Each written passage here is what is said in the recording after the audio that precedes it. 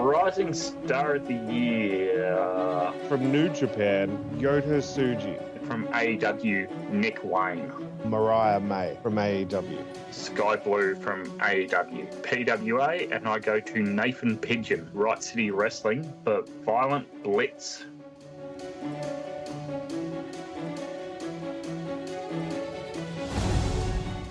To tag team, and I am going to give it to the Guns. Austin and Colton. Sting and Darby Allin. The Judgment Day. TMDK from New Japan. Top tier, Mitch Ryder and Tim Hayden, and sure, chuck the manager Todd Eastman in there as well.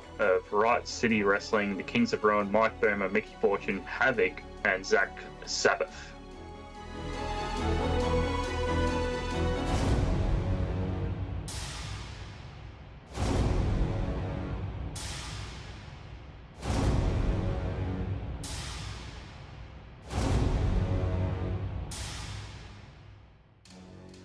Wrestler of the Year.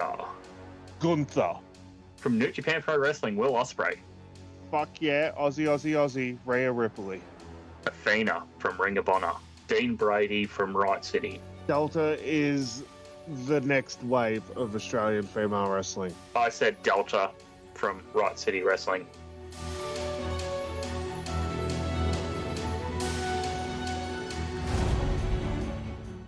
Company of the Year. WWE for me. TNA, Impact Wrestling. Not only the tour of Australia, but the UK, Right City Wrestling.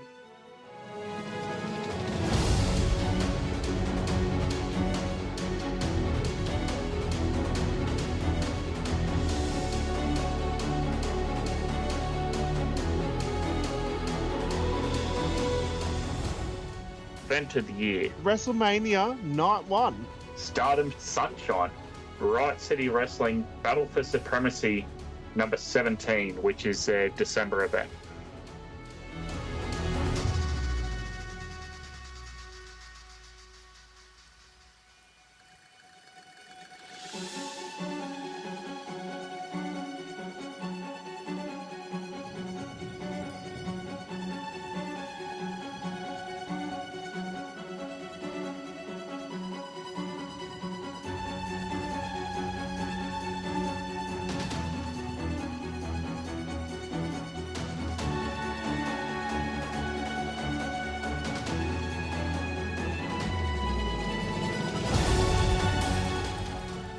Match of the Year. WWE Raw, September 4th, 2023.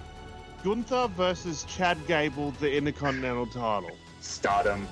The loser leaves unit 6-on-6 steel cage match. Queen's Quest versus Oedo Tai. Right City Wrestling Battle for Supremacy 17. The RCW Championship and RCW Women's Championship unification match of Delta versus Mickey Fortune.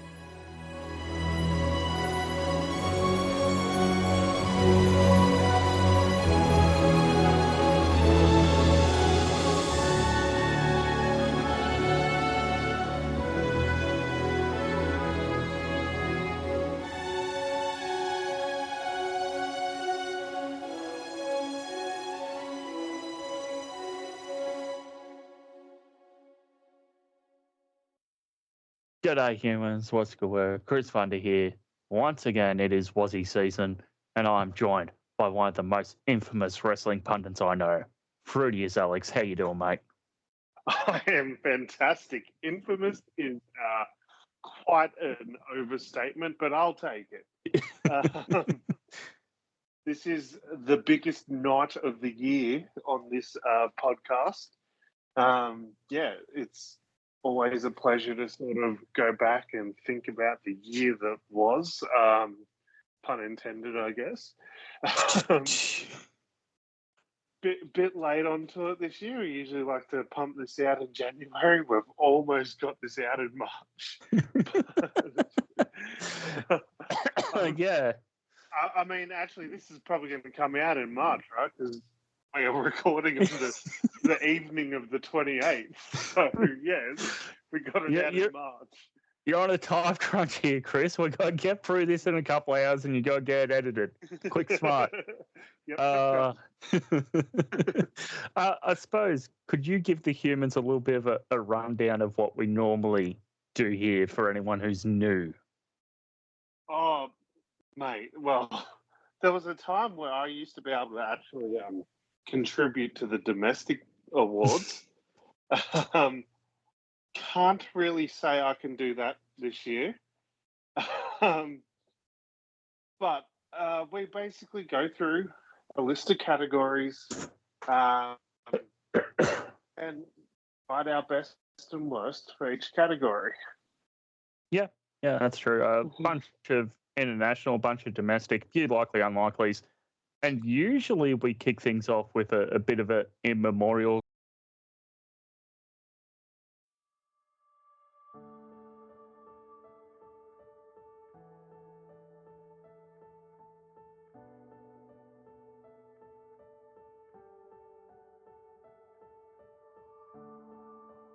Hey, Andy, how are you? Strain, you tell Norton what it's gonna be like. I Strain. You know, Gene Norton reminds me of a big punk coming out of the grocery store and attacks old lady from behind. Norton, you attacked me from behind. You get a little taste of the Andersons, you get a little taste of the Four Horsemen. You're not going to like it. We're here to stay. We're going to beat everybody that we meet. We're going to take all the belts that we can take. The Four Horsemen are back. The Andersons are back. What can I say to top? Everybody's got a price. Oh, he got a price! And take it on back, Virgil! Look at the look on him! A standing ovation here for Virgil!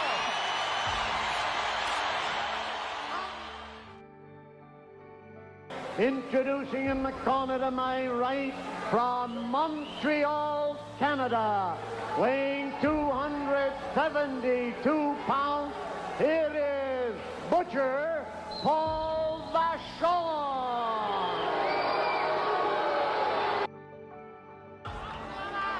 신챔피언誕生かそのままここで終わってしまうのか新チャンピオン誕生第47代新チャンピオンはあけぼのであります But Bad Bones, one of the toughest drawers anywhere in the world. And Dave, I'm going to put you on the spot right now. I want you to pick me a winner. You know, as impressive as Erkan was Bad Bones. in that I've first done round. it for you. Bad Bones. I was going to agree with you if you let me finish the sentence. Well, I didn't. There was no need for you to answer. I thought if you don't say Bad Bones in a few seconds, you're an idiot. I'm impressed by Cash Money Erkan, but Bad Bones, he's a machine. But the fact that I was going to say Bad Bones, does that mean I'm not an idiot? Well, you say that now. Sika! In the jungles of Potoi! Sika! Kevin Sullivan has joined us here at the desk, and I am very frankly more than somewhat concerned over the fact that the Purple Haze has returned. Concerned is not the word for you, Mr. Soley. Concerned is the word for Dusty Rhodes. See, it was week one. It was me and Owen Hart, and then you come down, Sean. Yeah, and then week two, you and the Bulldog. I returned the favor. But week three, mistake! Yeah! Thanks for stopping by. Yeah, good talk. All right. Your luck has changed, huh? Both he and Kevin Steen, the world champion, are going to be fined for their actions. Con la lucha de relevos, amigos, tenemos otra lucha de relevos. Rey Mysterio.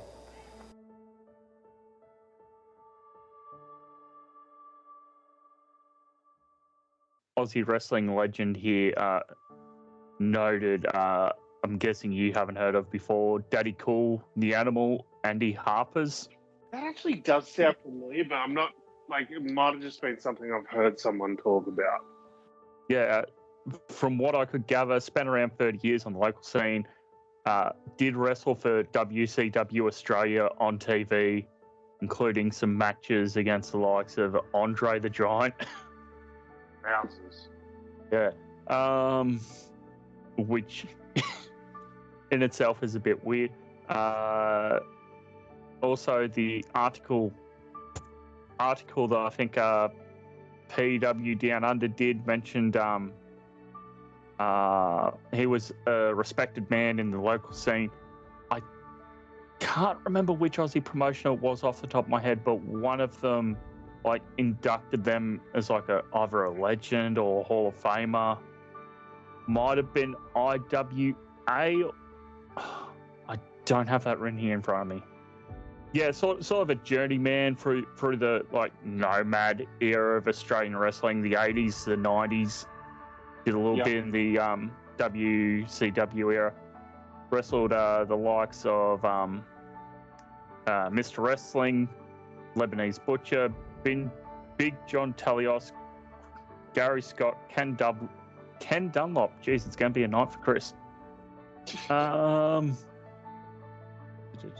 Anything else you can really add? You said the name sort of rung a bell to you. It sort of rung a bell. Yeah, not exactly familiar, but yeah. Youngblood Andy Animal Harpas, former referee of his father's promotion, ACW. ACW stands for like Australian Championship Wrestling. If I'm sort of remembering that era of Aussie wrestling, sort of comes out of the ashes of the WCW, turned into a booker. So yeah, it's continues his family tradition of booking local shows, perhaps like his dad. Will continue to run ACW for many years to come. This, geez, you can tell this is like a 2000s web domain, can't you? Yeah. Boy. Other international wrestlers who passed away. Ice Train, aka Am I Smooth? Any real thoughts about him, well known for his time in WCW? Yeah, him and Scott Norton were a tag team, Fire and Ice. They had a match at One Road Wild. I think it was the 96 or the 97 one. Yeah, just a big boy. Not the best of wrestling abilities. Yeah, probably got as far as he could have gotten, to be honest. But yeah, had a cool singlet, and he was managed by Teddy Long. That's my thoughts. Was there ever any talk of him coming in with the Invasion? Nah. I think by the time 2001 came, I think like Ice Train was sort of not a major commodity within WCW anymore. I'm not sure if it was being used at all. I think by like 98, 99, he'd sort of been relegated to a jobber sort of role. February 26th, Ollie Anderson passing away. Yeah, I mean, yeah, one of the founding members of the Horsemen, the Anderson cousins in Minnesota, the Minnesota Wrecking Crew, like, yeah, one of the I would say like they pretty much helped make tag team wrestling what tag team wrestling became in the style it was wrestled in. Like they were the ones that first sort of brought in the cutting the ring in half sort of tactic, and the focusing on a body part. Yeah. So Ollie Anderson was a huge part of that, a huge part of the Horsemen. Was a booker as well. Was also the voice of the Shockmaster. And the Black Scorpion. Yep. Almost forgot about that one. I'm looking at his accomplishments here. AWA Tag Team Champion with Ox Baker.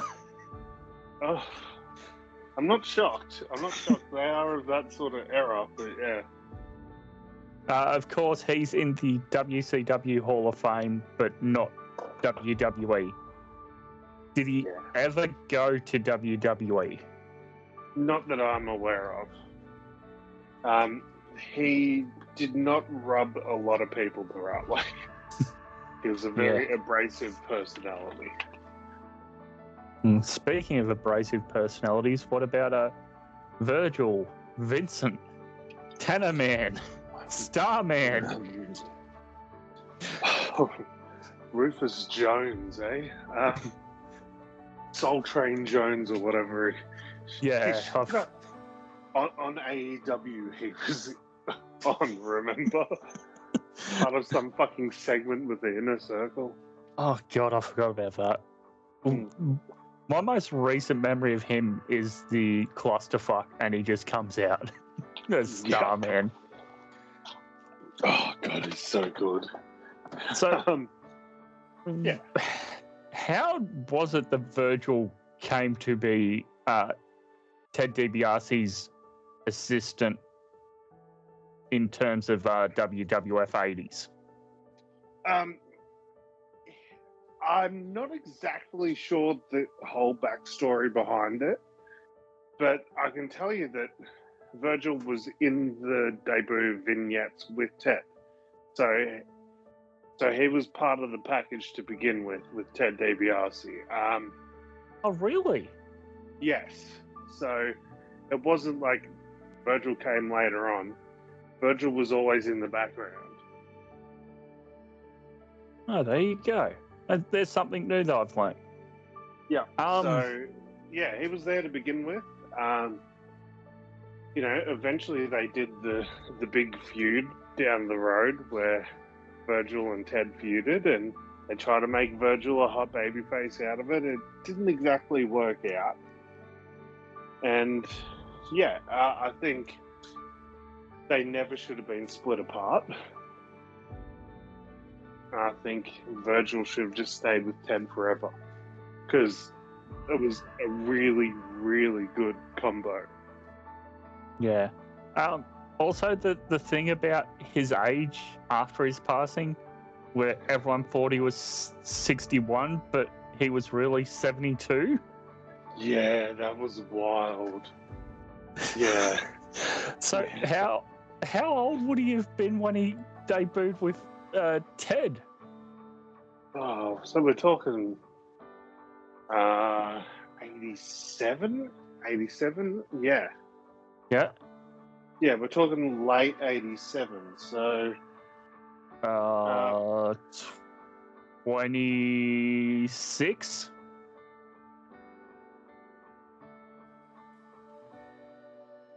Mm, 87? 36. 36? Yeah. That's older than me. I know, the man looked good for his age. Yeah, Jesus Christ. Yeah. Butcher Vachon, do you have any memories of him being a Canadian wrestler? Or Vachon? Sort of just know of him, to be honest. The family is obviously very infamous. The Butcher Vachon, Mad Dog Vachon, obviously more modern wrestling fans will know of Luna Vachon.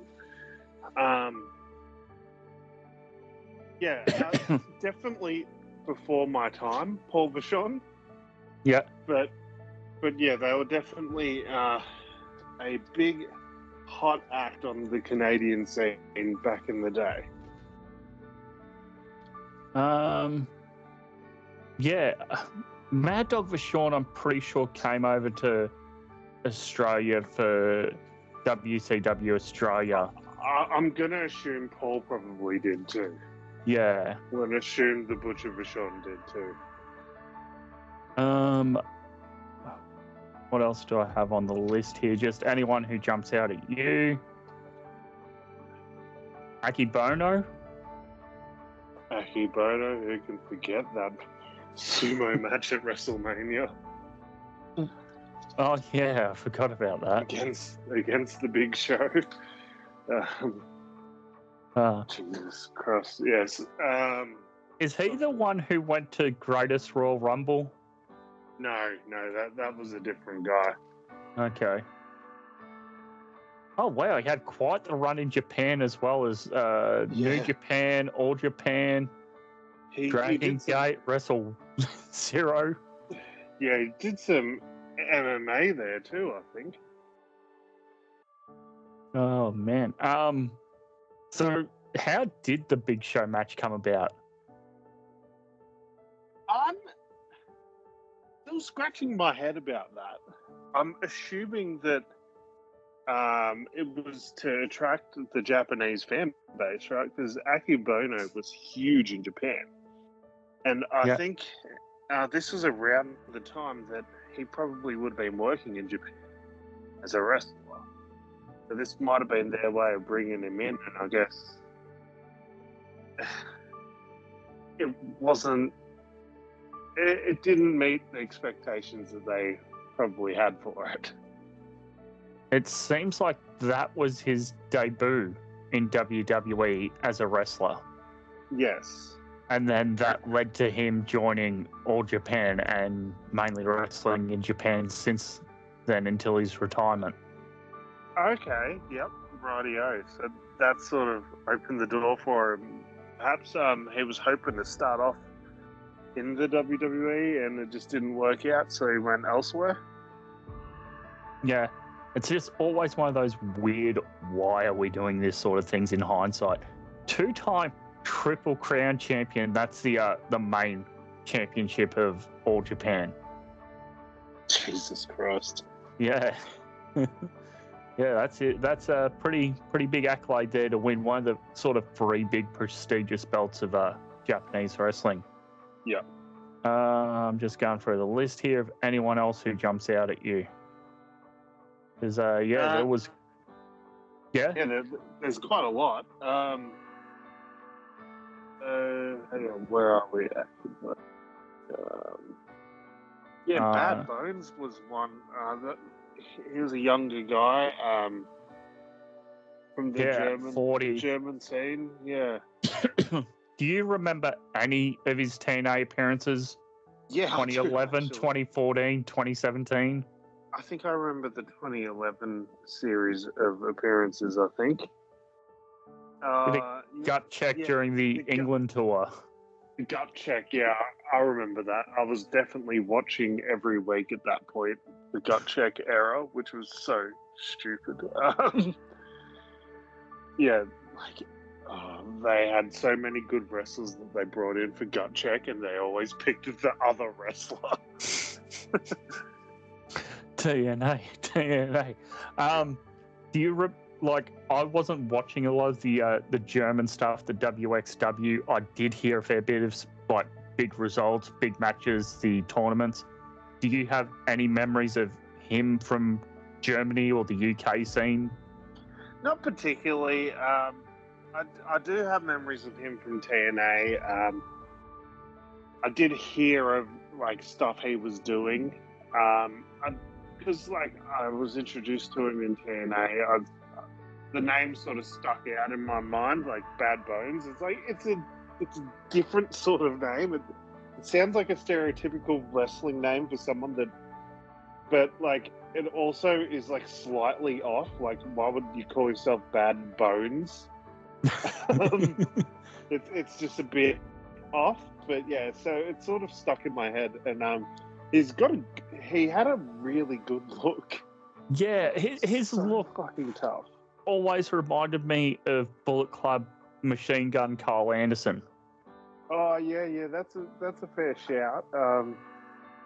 He was just big burly motherfucker, and it was just sort of came out of the blue that he passed away. It was quite shocking. Go to June here. Sika Anawahi passes away. Yeah, and then I guess we can probably just touch on Alpha as well. Yeah.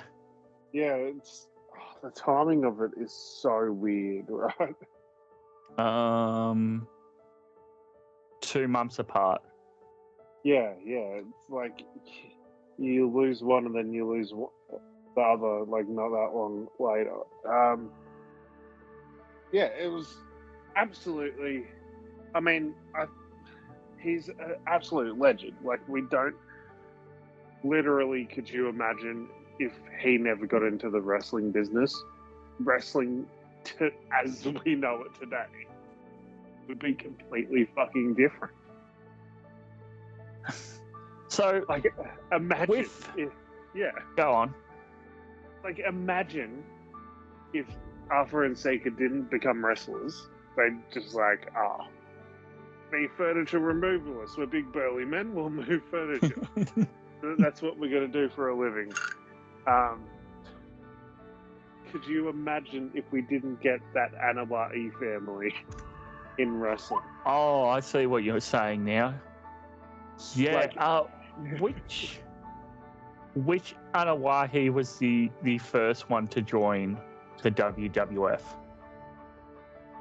I think it's Arthur. I could be wrong. Yeah. I think it's Arthur or Sega, or probably both of them. Who knows? Yeah. So it's then like Hate Peter Maivia was around before that, but we're talking like strictly Anawai family. Which You don't have them. You don't have Umaga, Rikishi. You go back further. You don't have fucking Yoko. Yeah. You don't have Rikishi. You don't have Yoko. You don't have. I mean, you kind of do have Dwayne because let's be real, he's not actually an Anawai. Like there's the blood oath or whatever, but like, yeah. You don't have Umaga. You don't have Rosie. You don't have. You don't have the Usos. You don't have Roman Reigns. You don't have modern day WWE television. Like, could you imagine the WWE without any of that Anawais? Like today's television. Like think about like, yeah, the way it's presented. Because by default you don't have Naomi. By default, like, yeah, you're missing out on Naomi as well. So yeah, it's fucking wild. Yeah, think of all the segments. Think about all the members of that family on TV right now. So, and I saw the other day that Rikishi's got another son who's coming up. There's a fucking another. Like, god damn it, Rikishi! Like, we're not gonna have Raw and SmackDown. We're just gonna have the Bloodline and everyone else. Oh, Jesus Christ! Like, clearly Rikishi did. Like, they didn't have a working television in that house. They had nothing else going on, did they? Like, so the Wild Samoans. I remember the vignette where Lord Alfred's looking for him in the wild jungles of Samoa. Yes. So were they one of the first to really mainstream the big skull Samoan savage headbutt thing? Yes. Yeah. It pretty much starts with them. Yeah. Like, which, you know, looking at it with 2025 vision, it's a bit fucked. It's a bit fucked, but so is a lot of things in wrestling. Yeah, exactly. Like, come on, like there's still a lot of racial stereotyping in wrestling just by how wrestlers wrestle. Like, why is it that every Japanese wrestler is really good at kicks? or does miss and wears face paint? Yes, exactly. Or robes or whatever. Like, yeah. Why is it that every luchador has to flip and fly?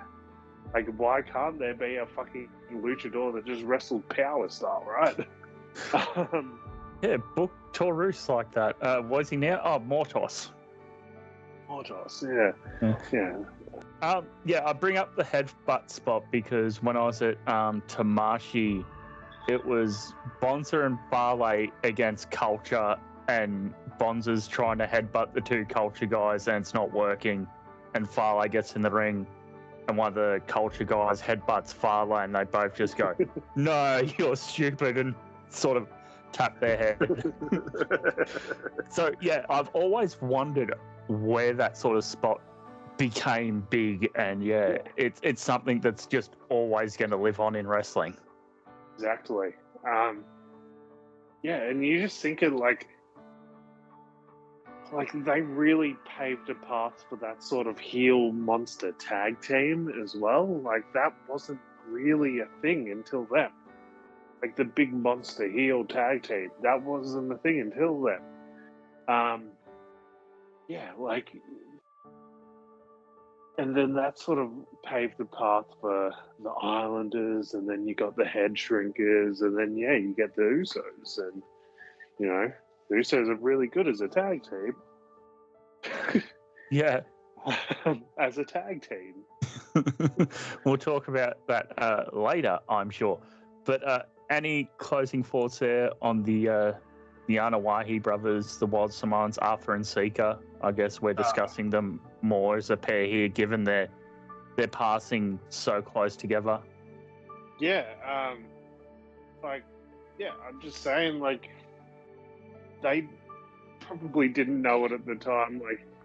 Like they weren't booked as main eventers, but of their era, they might be the most influential wrestlers of their era, considering how their style has sort of stuck around. Yeah. A bunch of regional NWA tag team title reigns, Stampede tag titles twice, and WWF tag titles 3 times. Yes.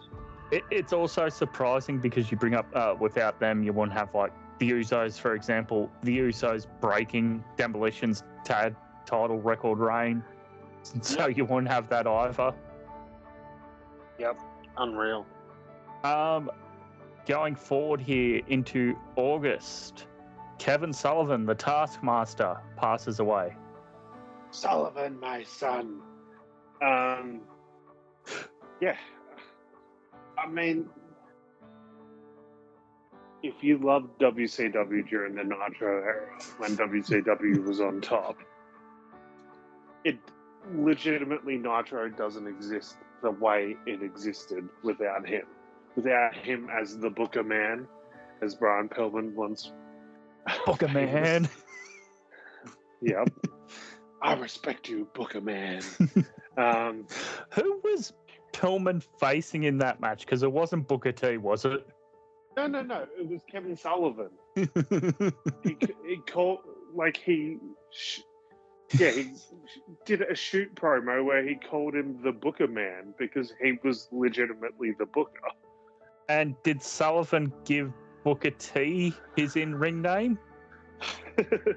No. I think Booker already had that at that point. Okay. But and then like the next week they did a promo where there was a promo in Brian Pillman's house where he's wrestling a giant pencil and he loses to the pencil because the Booker is the one who holds the pencil. And he was going to lose to Kevin Sullivan on pay-per-view. So he literally had a pencil pin him on TV. God, thank you, Pillman. That was just Pillman being Pillman. Sullivan, man, the Dungeon of Doom was corny as shit, right? But there's also some, like, really good stuff in there when it's just Kevin Sullivan. It gets real corny when there's all these other fucking characters involved. But Kevin Sullivan as a heel is fucking fantastic. So good. There was also the Varsity Club in the late 80s with the WCW. It was just like Kevin Sullivan gathering all these shoot wrestlers like Mike Rotundo and Rick Steiner and Steve Williams, and they're all just a bunch of shooters, and they're wearing their college bloody singlets, and they're all just a bunch of badasses. And then that's where Kevin Sullivan, a female starts showing up, and it ends up being a woman, and he starts to get all these ideas in his head, all these dark thoughts, and then he slowly becomes this evil devil. I always loved Ric Flair's promos that he would cut on Nitro with Kevin Sullivan, because he would never say Kevin Sullivan or whatever. He'd always say devil. he'd always just call him Devil instead of calling him Kevin Sullivan or whatever. Not calling him Taskmaster or anything like that. He'd just be like, Devil, Devil, whoa! Do you remember his random time in Ring of Honor? Oh, man, that would have been like late 2000s, right? 2016 to 2017.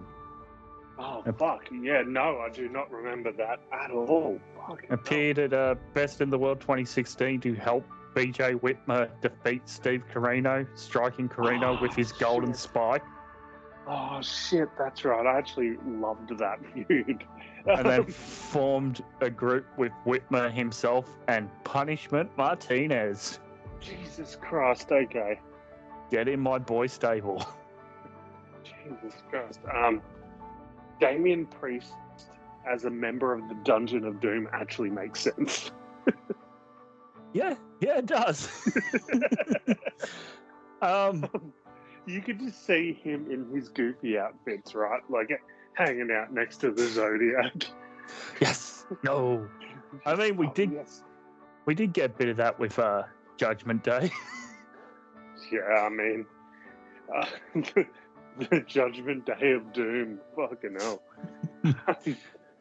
Oh man. From there, any final thoughts? Any final thoughts on Taskmaster Kevin Sullivan? I mean, yeah, one of the greatest wrestling minds of our time, honestly. Yeah, like he's a big reason as to why we got a heel Hollywood Hogan. That was a lot of his idea.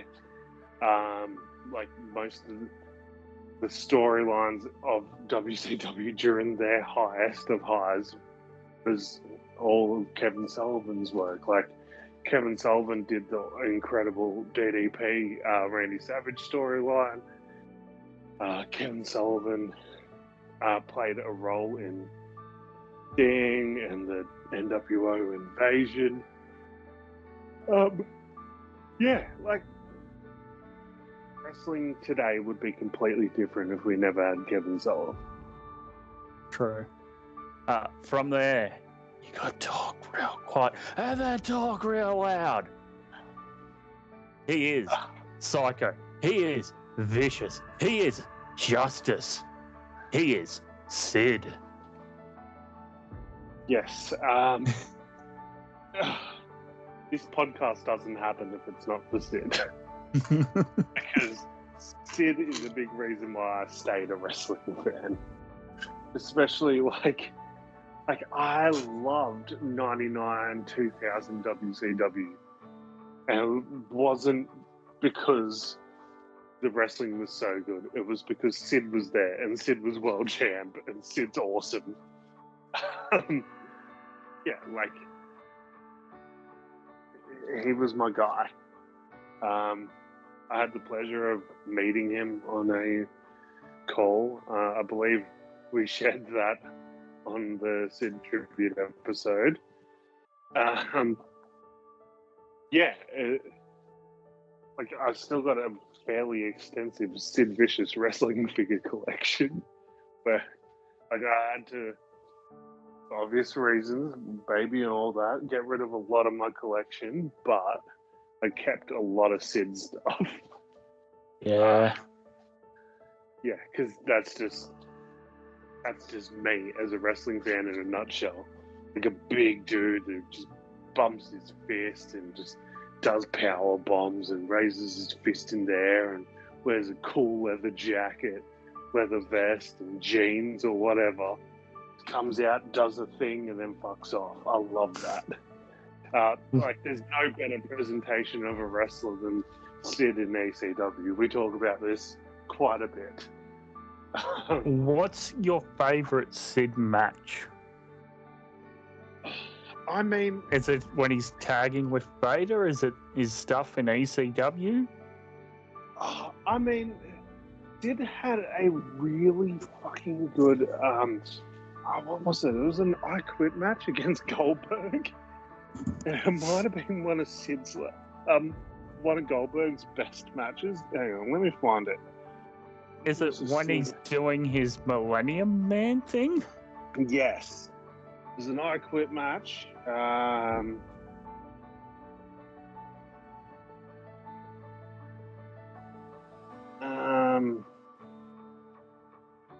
Who was Millennium Man first? Sid or Jericho?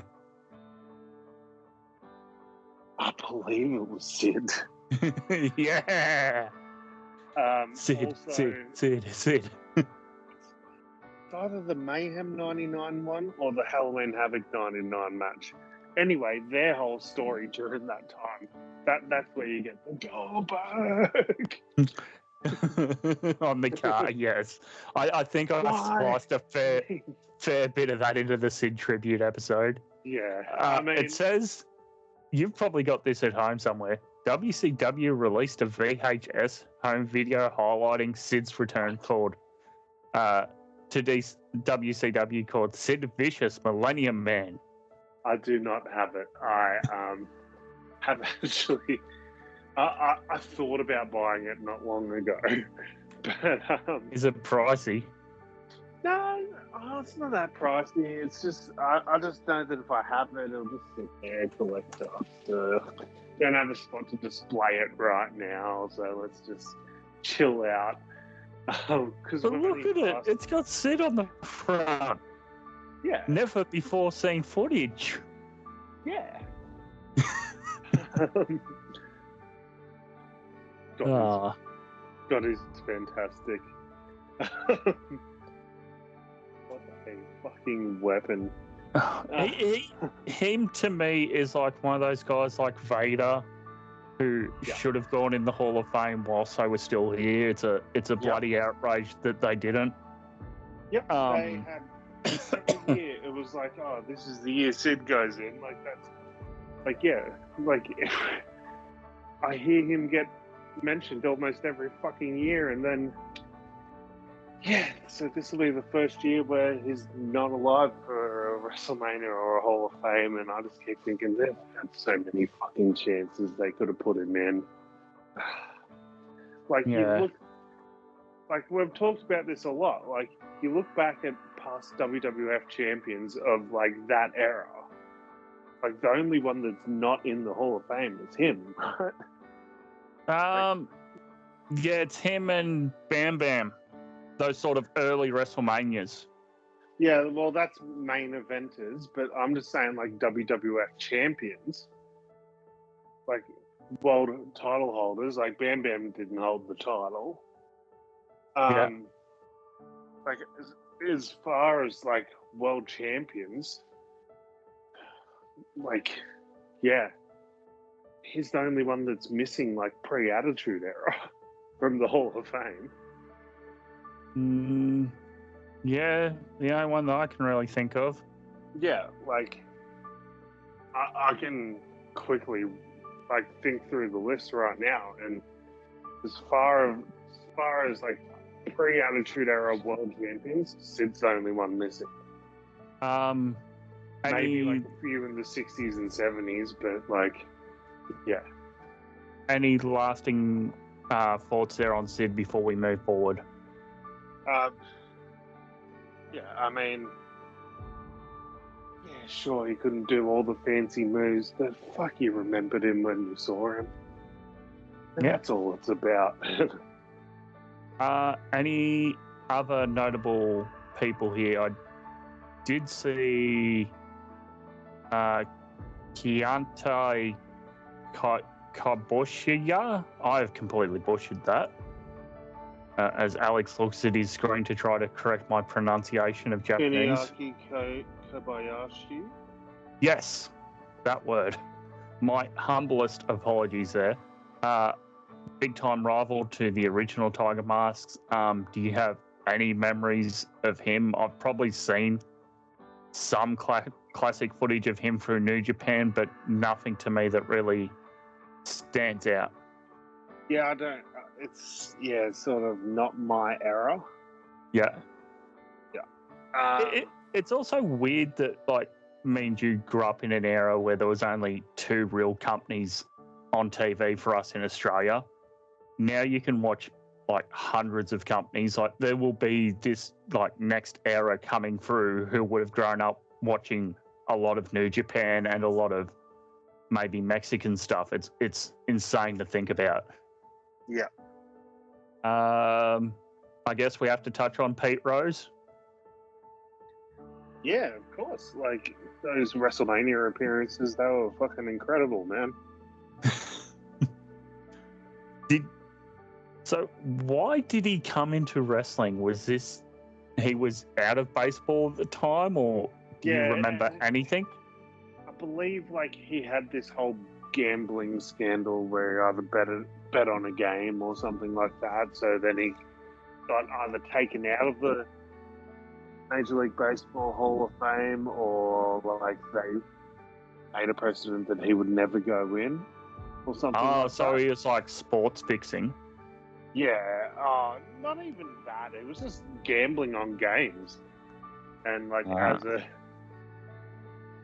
a pro athlete, you shouldn't be gambling on your own fucking games, right? No. Yeah, especially like I think he might have gambled against his team a couple of times. Insert Keith Wiggum. Yay, we won. Unfortunately, I bet on the other team, so there'll be no pizza party. What a fucking reference. Fantastic. I've been watching a lot of Simpsons lately, okay? I might get back into them, I reckon. So why Kane's hatred of him? It was just 1 year where he was just showed up, and then they just made it an ongoing gag.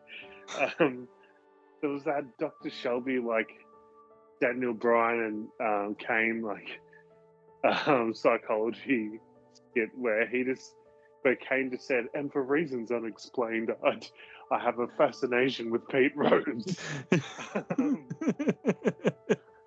That's true. I forgot about that. So that is the explanation, is that it's unexplained. Do you think he would eventually go in the celebrity wing of WWE Hall of Fame? I think he is in it. Give me a quick second, I'll have a look. I'm pretty sure he is in it. As I don't have this up in front of me. Because I think like they put him in it as a big fuck you to the Baseball Hall of Fame base. 2004. 2004? Shit. Was that like... Oh, that's their first year back. That's why I don't remember that, yeah. The first member of the celebrity wing. Oh. There you go. Well, very fitting first member. Yeah. I mean... Yeah, Mr. T should be in the first. Let's be real. Cindy Lauper, thank you. I mean, they haven't put Cindy in yet, have they? No, I'm still waiting for that day. But I suppose Joe Koff, he passed away in October. Any real thoughts there? He spent a long time with Ring of Honor. Yeah, I'm not too familiar with the man, but yeah, I obviously have heard the name a lot. Yeah, I mean, without Ring of Honor of that era, you don't have AEW of this era, right? So, yeah, without Silken selling to Sinclair Group and Koff sort of taking a controlling share or interest as chief operating officer, you don't have the rise of Steen Generico, Jay Briscoe to a single stardom, not Daniels, Christopher Daniels, Destiny storyline, which I still think is one of the best things Ring of Honor has ever done. Yeah. The rise of Adam Cole. I guess to a lesser degree, the rise of Tyler Black before he got scouted. Yeah, I mean, that's a big deal. Yeah, sort of. You look at last year's WrestleMania main event, right? Like, yeah. Especially night one. You look at that team on that other side of the bloodline, right? Look at Cody and you look at Seth Rollins, both of which aren't there if it wasn't for ROH. Cody does not come back in the way he came back if it wasn't for his time in Ring of Honor. Yeah, I mean, TNA helped him out a lot more. Fuck off. Fuck off. Yes. Yeah. Should we talk about the final, I guess, big name that passed away to a lot of the international audience? Rey Mysterio Sr., the uncle to Rey Mysterio Jr., who is on WWE TV. Honestly haven't seen too much of him. Hang on, is this the one that was in all the horror movies? I couldn't tell you. I don't watch too much horror. He's the one in that movie called WrestleManiac. Oh, watch this with the missus. It's a 2006 horror movie, and it's basically just so it's just your basic horror movie where there's just this big monster that's trying to kill everyone for unexplained reasons. Except in this one, it's a crazed luchador in Mexico. And he legitimately, rips someone's head off with a Hurricane Rana. What's this called? WrestleManiac. WrestleManiac. Movie, yeah. It's a legit thing. And the luchador in it is Rey Mysterio Sr.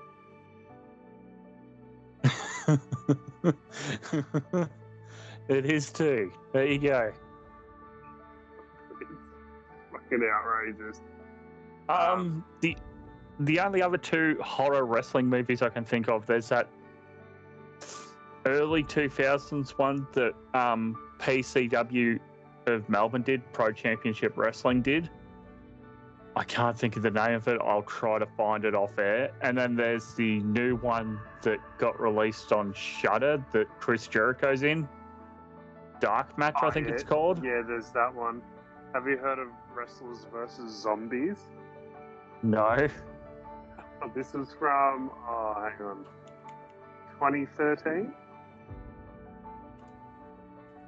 You'd be shocked with the wrestlers they've chosen for it.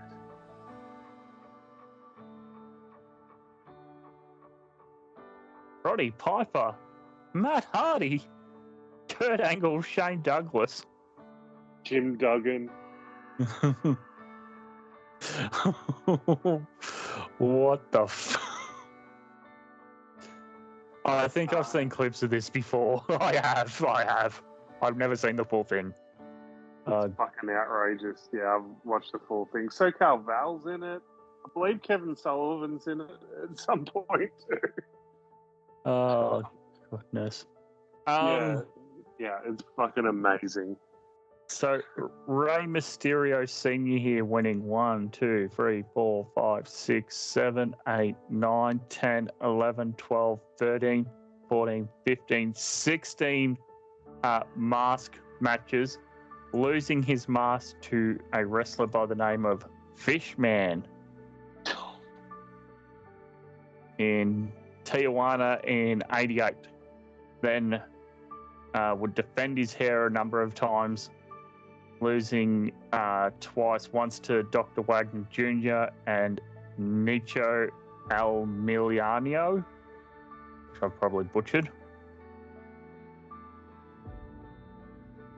Wow. Yeah. I mean, hell of a thing. Isn't the story because Ray Jr. lost his mask on WCW, that he had to go to the Luchador Council in Mexico to get special permission to get it back? Yeah, I think that is the story I've heard too, yeah. At least he went to those lengths. Right. Other wrestlers from WCW eventually just went and got their mask back too. Psychosis ended up putting the mask back on. Which one wore it at one night stand for the entrance and took it off, and the crowd chanted, "Put your mask on"? Psychosis. Okay.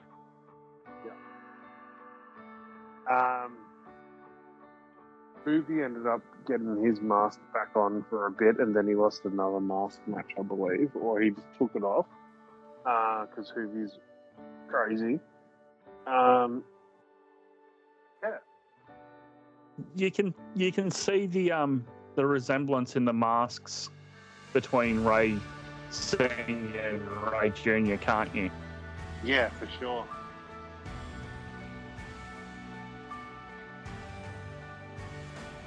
Both got the look down on the cheeks with the wings. Yep, they got the same sort of lines. They got the crown and the there's sometimes Ray Senior had the question mark on it.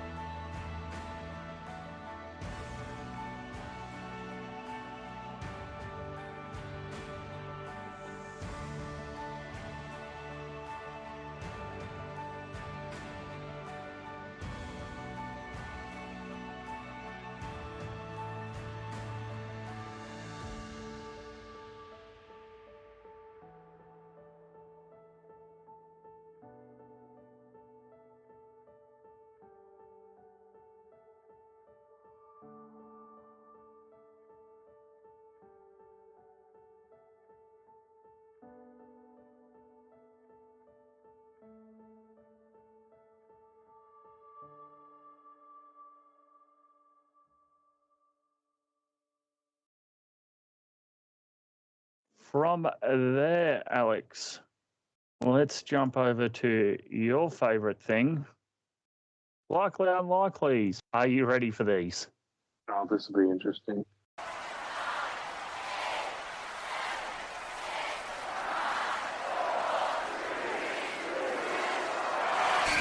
The likely unlikelies? Likely unlikely. Likely unlikely. Question.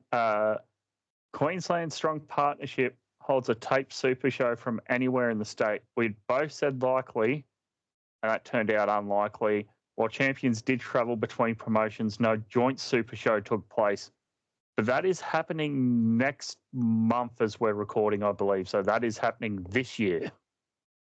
Good. Mayhem Pros Relentless Rumble 3 moves away from the Bacchus Marsh Hall. Geez, I'm already losing my Melbourne suburbs. Queenslanderness is taking over. We both said likely, but that was unlikely as they remained at Bacchus Marsh Hall. A major promotion goes on tour of 2 shows outside of their respective home state. You'd said unlikely, I'd said likely, and it was unlikely as no major promotion went on tour this past year. Melbourne City Wrestling fires PWA and retires their women's title, creating an all divisions open gender. This was when Delta had the title and was facing against Jarvis. So it was sort of doing a few intergender matches there. We both said unlikely, and it was unlikely as the women's title still remains and all divisions appear to still be separate. Yeah. And final one on the local scene, Jessica Troy of PWA and Delta of Right City Wrestling have a singles match anywhere in ANZ, while both are still champions of their respective promotions. We'd both said likely, and that was unlikely, as whilst a singles match did occur on June 14th for Jessica's PWA Heavyweight Championship in PWA, Delta had already lost her RCW Grand Championship on April 18th in RCW to Chris Basso. Question 6. So these are the international ones. The Rock wrestles in 2024. Alex and myself had said likely, which turned out to be true because The Rock wrestled at night 1 of WrestleMania, teaming with Roman Reigns. Yep. Cody finishes the story, winning the WWE title. I think I put in too many W's. We both said likely, and that turned out to be true because Cody won at night 2 of WrestleMania, claiming the title his father never did. AEW gets scary more. It's scary how close we were to like him not finishing the story, though. AEW starts getting more than 1 million viewers on Dynamite again. We'd both said unlikely. That turned out to be true. Dynamite figures didn't reach 1 million and continue to fall over the year. Yeah, we'll see how this goes in a minute. AEW renewed their contract with Warner Brothers Discovery. Alex had said unlikely. I said likely. Shit.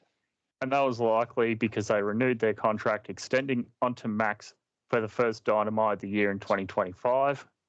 I finally got one wrong. Shit. That's right. TNA surpasses AEW as the number 2 promotion, not by numbers, but by fan interest. Alex had said unlikely, but in 2025 they might. Once again, Nostradamus over here.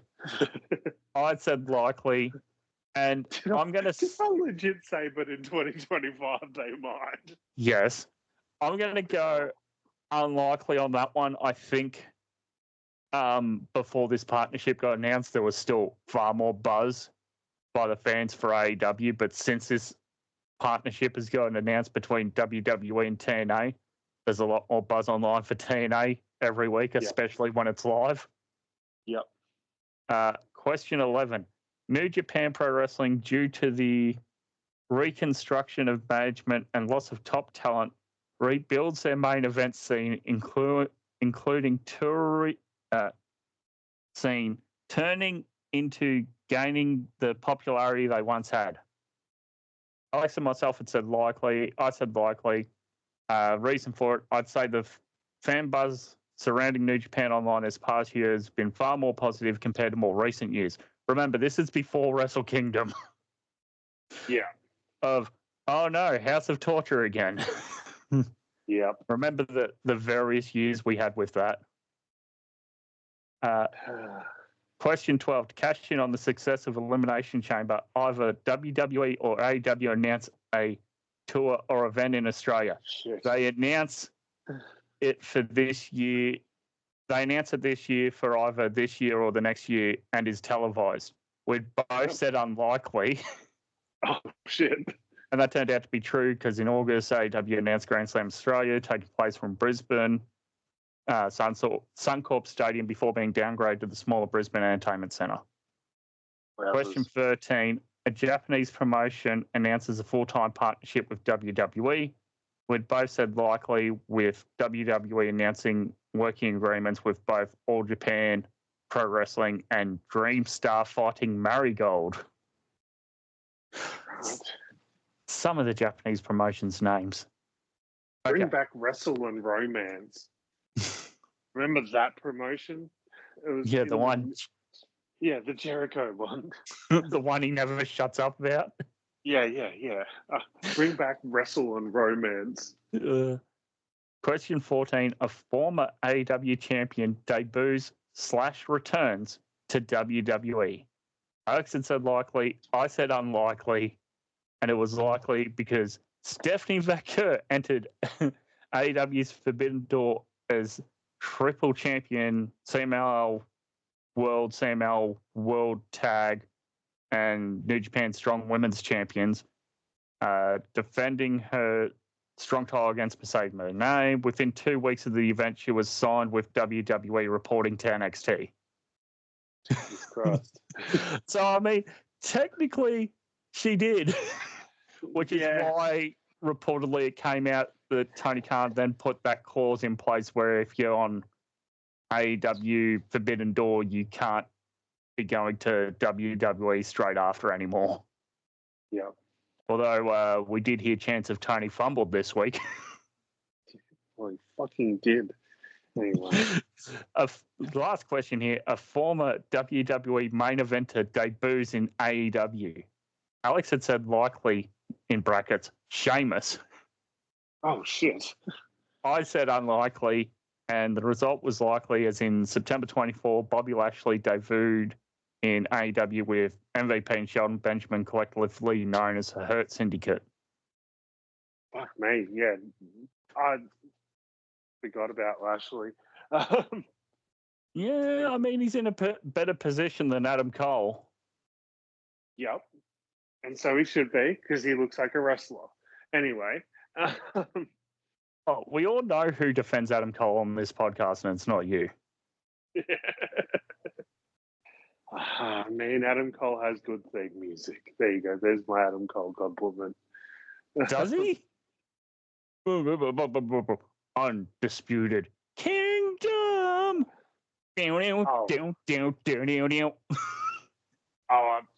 Yeah, maybe I don't know the Undisputed Kingdom's theme song. I was thinking about his. You know, it's all about the boo. Yeah. Anyway, speaking about things we should do something with the Costco guys. Anyway. Yeah, will they get Best Rookie or Rising Star? We shall find out as it is time for the Wassies. Are you ready, Alex? I am. All right. I am ready and able. Ready, willing, and Gable. Oh, we'll see if he makes the list. Okay. Moment of the year, best moment domestically. Last year, Alex had locked in the announcement of Elimination Chamber in Perth. I had locked in Slam Pro Wrestling event, Rage in the Cage draws 1,713 fans in attendance to Canberra. What have you got this year, friend? I was going to, like I said earlier, I was going to take a step back on the domestic awards, but I should probably step in for moment of the year. And the biggest domestic moment of the year was AEW announcing a stadium show in Brisbane and then turning it into a fucking show at the Brisbane Entertainment Centre, right? I mean, they didn't cancel. No, they didn't cancel, but oh man! And then saying that, we were originally led to believe it was a pay-per-view, right? Yeah. And then saying that it was never intended to be a pay-per-view; it was always going to be on TV. Yes. So fuck off. When have you guys ever done a 50,000 seat stadium for a TV show, you dickheads? Yeah, that's something I was arguing with a few dickheads on social media about, and them not understanding that the local Australian scene doesn't boom to the point where we're booking 50,000 seat stadiums every week for TV. Idiots. Is that the only shout out you got, my man? That is the big domestic award I'm giving this year, and that's it. So I've got a couple of honourable mentions. I've gone through this year and tried to limit my honourable mentions because as I was doing the big tally, I noticed Chris likes to give out a lot of honourable mentions. So this one has a few. The rest are only like 3 honourable mentions. Honourable mention to the Aussies entering New Japan's Super Junior Tag League, the Velocities, and World Tag League, the Natural Classics. Honourable mention to Elimination Chamber being held in Perth, Western Australia. Honourable mention for New Japan Tamashii finally holding its first Oceania Cup across Sydney, Melbourne, and Auckland. Honourable mention for Oceania Pro Wrestling's weekend in Ballarat, featuring TNA wrestlers and legends. Honourable mention to your boy, Buddy Matthews, returning at MCW. Honourable mention for your boy, Grayson Waller, returning to PWA. Oh, yeah, that was fucking awesome. And honourable mention to Melbourne City Wrestling's Endgame, drawing over 1,200 fans to Melbourne Pavilion.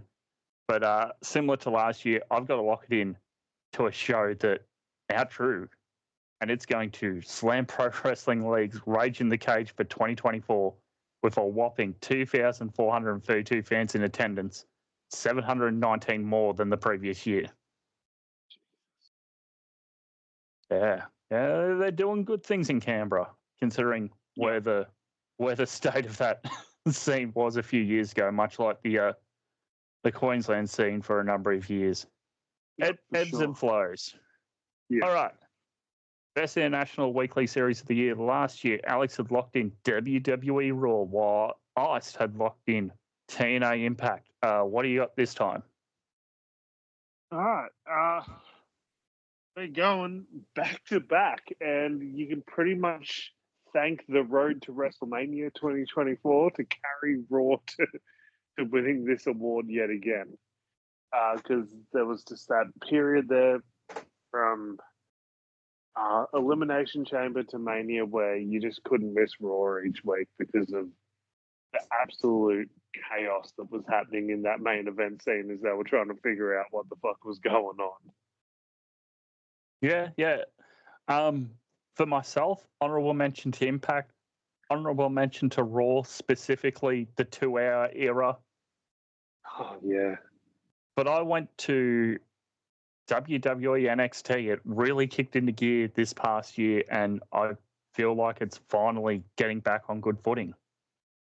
It feels like we're getting towards that NXT of old where we are building new stars, but we're also putting on some spectacular performances as well. Yeah. Worst international weekly series of the year. Last year, Alex had locked in Collision from AEW. I'd locked in Ring of Honor on a Club TV. What do you got this year? I just went for the jugular, mate. I just said, fuck Collision. That is too easy of an answer. Fuck it. Dynamite sucks. Yeah, you're not wrong. Although I mean, there's bright spots. There's obviously bright spots. It just feels like a rudderless ship at the moment. I'd agree with you. It didn't make my shortlist, but I do agree, especially after Wembley until December, without Tony Storm being there, the women's division felt like an afterthought a lot of weeks. Yeah. Which at one point was the biggest praise of that promotion. For myself, dishonorable mention to WWE SmackDown, especially in the I guess the low point of the year, WrestleMania to SummerSlam. Yeah. We're just going with Solo Sikoa, and it just didn't feel like the right choice, but that's what we're going with anyway. Yep. Honorable mention to WWE Speed on X. Honestly, who is this for, and why is this not on TikTok? I mean, it'd be better off if they did that. But I went to the same promotion I did last year, Ring of Honor on a Club TV, which also goes in a large part to Ring of Honor just needing some consistent direction rather than a bunch of squash matches and a Fina 20-minute main event. I'm not wrong. Yeah, I mean, that's fair. That's fair. Best original media, which I don't think we awarded last year. No, we did not. So I'll read out. We've retired streaming service. So last year, Alex had said best international WWE on Binge. I'd said the same thing, WWE on Foxtel KO/Binge. Worst, Alex had said New Japan World just because of how hard it is to navigate in the English version for the archives. I'd said worst, NWA on Fight for effectively giving their TV deal to NXT. And then domestically, Alex had said MCW on Fight. I said Right City Wrestling on YouTube. So we go to a new award, Best Original Media of the Year, for an amazing piece of original media from the world of wrestling. Could be documentary, book, or other form of media. Do you have a Best International this year? You go first, sir. Okay, so a couple of honorable mentions. Firstly, over on Netflix, The Queen of Villains, the documentary about Dump Masato from 80s All Japan Wrestling. I believe I'm pronouncing that right. My apologies if I'm not. The BBC Sports Strangest Crimes, the Ballad of Bruiser Brody podcast with Adam Hills. Nice. Yep. The WWE Legends biography special on Paul Heyman. Yep. And the movie that came out in my local cinema at the start of the year, The Iron Claw. all honourable mentions. But for me, best original media this year was the documentary special Bray Wyatt Becoming Immortal. That was fantastic. I got to give a honorable mention to the Mr. McMahon Netflix documentary. Yeah, it was pretty much everything that we've already heard as wrestling fans, but it brought it to attention to a lot of non-wrestling fans. Like when I catch my missus watching that shit, like yeah, that's when you know you've gone outside of that sort of niche. But my favorite piece of original wrestling media of the year is a Netflix documentary called Wrestlers. Oh, It says 2023, but I swear it got added to Netflix last year. yeah. Yeah. Well, I saw it in 2024. It is a series, and it follows Al Snow and Ohio Valley Wrestling. Yeah, I think it came out in the summer, so it was like in that grey period, and when it got added to Australian Netflix, it was like the start of the year. Yeah, that's what I was going to say. I swear it got added. Like I didn't watch it until last year anyway. Yeah.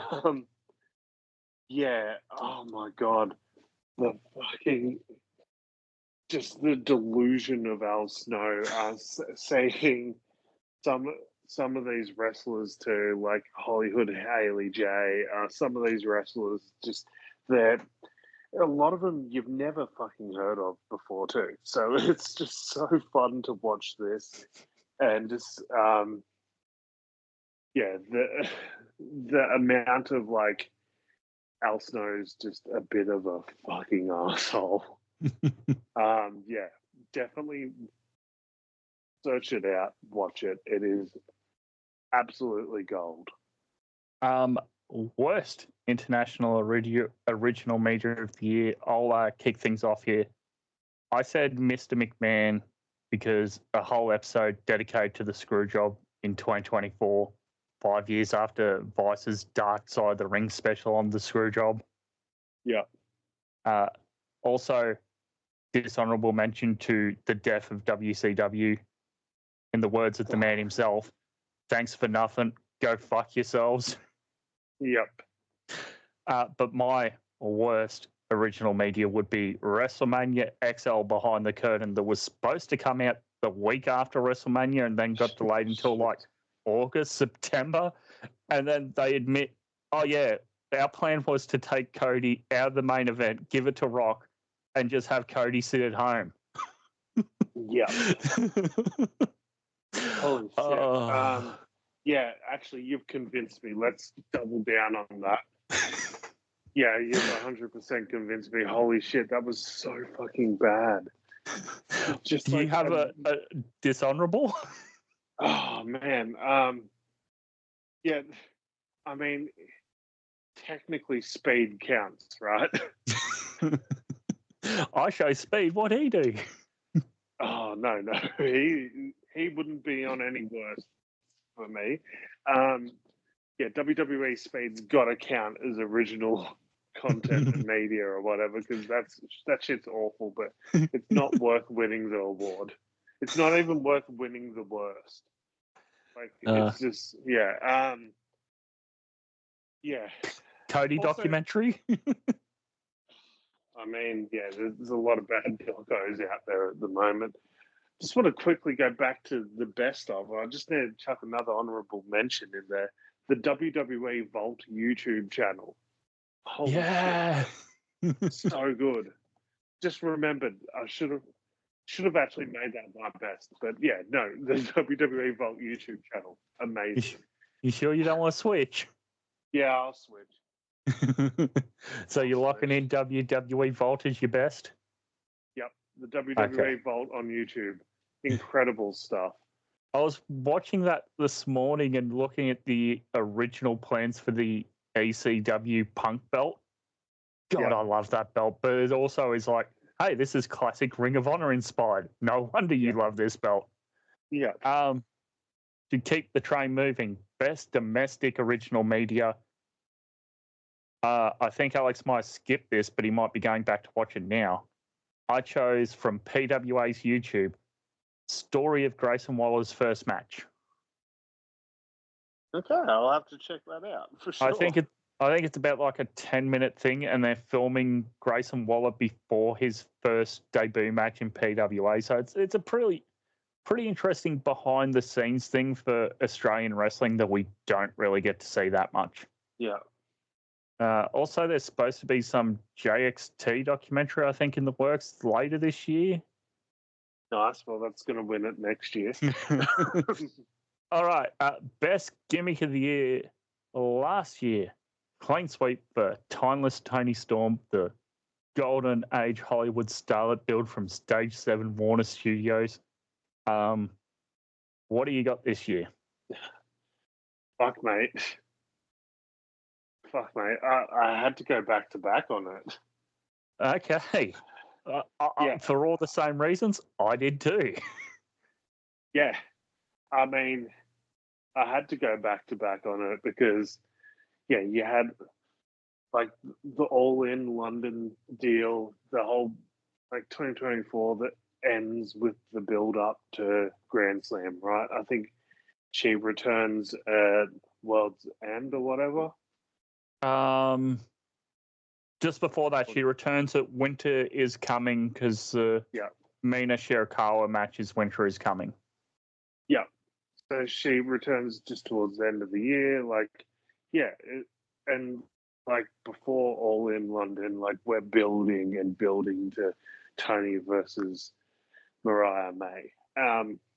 So if she gets it last year, she gets it this year as well, because this was what last year was building up to, was this year. Do you even have an honourable mention this year? Because I do not. I think that's how much of a clean sweep it was. Yeah. I mean, by default, I've got to give Mariah May a mention too, because of what she did, like the way she turned on Tony and all that. That sort of heel turn was fantastic.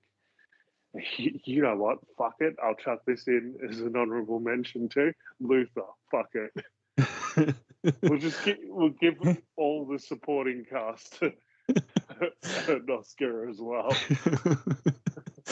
Okay. Worst international gimmick of the year, which I should have chose in hindsight and agreed with Alex, but I didn't. Alex said the Devil took way too long to deliver an ultimate underwhelming conclusion.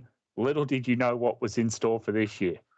I'd said AEW's QT Marshall's spoof on TMZ. In hindsight, that wasn't so bad, was it? No. That gave us Harley Cameron. I mean, look how far she came in a year. Exactly. Let's start with you. Worst gimmick. I don't know if this counts as back to back, but I'm giving it to the Undisputed Kingdom, because what the fuck was that all year? Yeah, they'll get a mention from me later. I do agree with you, but not worst for me. Okay, go on. So I know I'm already going to get heat for this choice, but the White Six. I mean, it was pretty fucking bad, wasn't it? Look. Taking the Bray memory aside and just judging it purely on entertainment purposes, great debut. Honestly, top 2 of the best Raw debuts I've ever seen. Yeah. And could be debatable now with Jericho's longevity, whether Jericho is 1 or 2. However, if you can't murder fucking geek Chad Gable from the fucking Alpha Academy to the point where he doesn't even stay off TV for a fucking week to elicit any illusion of danger from this group, why the fuck should I care? Brother, if you can't decisively win a feud against The Miz, what the fuck are we doing? Also that, why would you feud him against the other spooky stable and then fire half of the other spooky stable when they won. Like, what the fuck was that? There are positives. I think Dexter Loomis looks cool as fuck with long dreads. Yes. I think he looks really fucking cool. And that's about it. I mean, it's cool to see Eric Rowan again. It's cool to see Bo Dallas again. But like, I want to see them.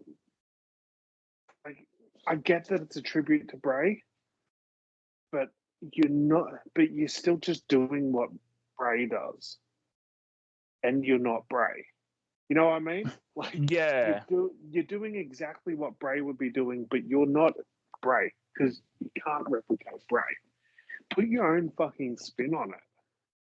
Yeah, and I think that's sort of where a lot of people, like after a while, sort of fell off with it as well, and the injuries didn't help. And now, like, there's injuries involved, and it's like, if he came back as Uncle Howdy after he's been injured, would you pop? I think the only way to sort of fix this thing is if Alexa gets thrown into this and then they just do something from there. I think that's where we're going. And I think the best way to resurrect the Wyatt Six is to change the leader to Alexa, honestly. Yeah, probably. Yeah. Like, if he came back tomorrow as Uncle Howdy, would I pop? Probably not. If he came back tomorrow as Bo Leave, fuck yeah, I would pop. Best domestic gimmick of the year. Do you have a choice for this one, or did you sit out? I'll sit out on this. Okay. So I went to Pro Wrestling League in Queensland for the Wildlife Explorer Outback Adam. Oh, that sounds fantastic. Do you hang on, I'll see if I can bring it up here for a second. He's got his friend Steve the Croc. Where's his Croc? There you are, and his khakis with Steve the Croc. That's amazing. Yeah, he went over to Japan this year too. Oh, that's unreal. From there, Champion of the Year, the most prestigious champion from all wrestling or something thereof. I don't know. How do you go about judging this award, Alex? My main thing is I've just gone off who has exceeded or at least maintained the image of their championship, hasn't devalued it. That's for the worst. And has put on great matches, has brought more eyes to their title or their company as a champion, and has brought more interest to their company as a champion. Fair enough. So last year, clean sweep from both of us for Gunther, record-breaking IC reign. Well, what do you got this year?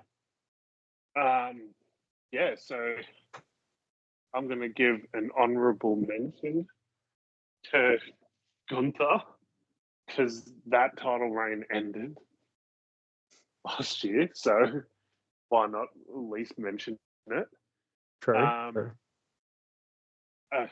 Got to give an honourable mention because that title reign existed in 2024. We'll give it an honourable mention to Roman Reigns, even if he barely fucking defended it towards that. And I'll give an honourable mention to Cody Rhodes. But there's all of the things I just said before, bringing eyeballs back to the title, back to the company, putting on brilliant matches, and, creating a bit of buzz around the company when you win the title as well. I've got to give it to Zack Sabre Jr. Fuck. I did not expect you to go New Japan for this, but yeah, that's a really good shout. Yeah, I thought you would have been a bit confused when I'm mentioning Cody as an honourable mention, right? Yeah. that was on my short list, but didn't make the cut of honourable mentions. I went honourable mention to Ring of Honor Athena as World Women's Champion, passing 800 days now after Grand Slam / Ring of Honor Global Wars. This is where I argue that holding the title for a long-ass amount of time does not necessarily mean it's a good title reign. Hey, I like Athena. Yeah, but you got to admit it's probably been about a year too late to take the title off of her. About 2. They should have done it the first year with Billy. But also honourable mentions to WWE, Roxanne Perez, NXT Women's Champion. AEW, Timeless Toni Storm as Women's Champion. AEW, your boy, the Scapegoat, as TNT Champion. It wasn't that bad, was it? He made his own title. How many champions can you say forged their own title? Yeah, true. But I went to someone who I thought helped AEW a lot this year, and I went to Swerve Strickland as world champion of AEW. Yeah. I completely forgot to actually even give him an honourable mention, but he definitely deserves an honourable mention from me. He was a fantastic champion. So now we go to the WWE Women's Tag Team Memorial Worst International Champion of the Year, because last year, in this first year of it being awarded, Alex suggested that the women's tag teams are doomed and we should just name this award after them. Yep.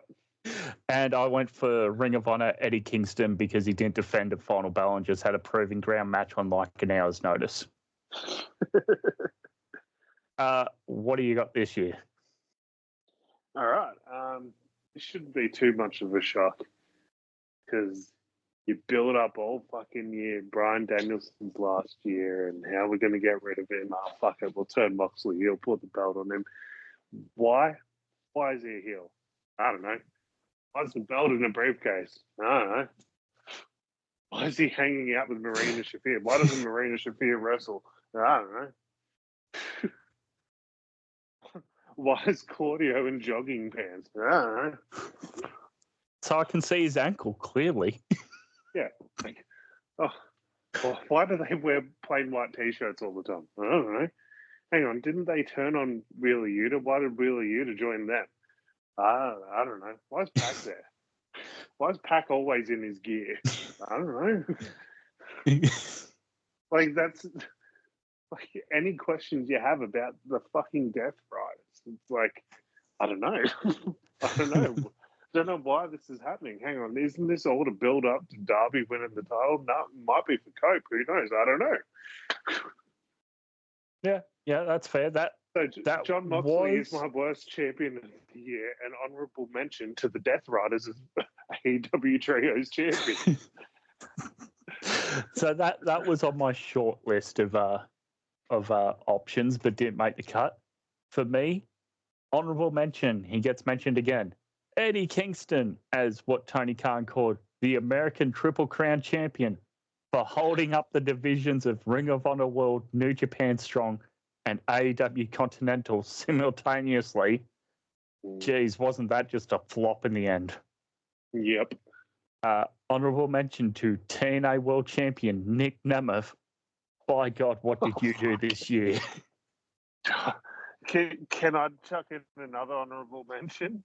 Yeah. Honourable mention to New Japan Pro Wrestling Global Champion Nick Nemeth. So that's where I was going to give an honourable mention to, but then I went, no, there's someone worse from New Japan.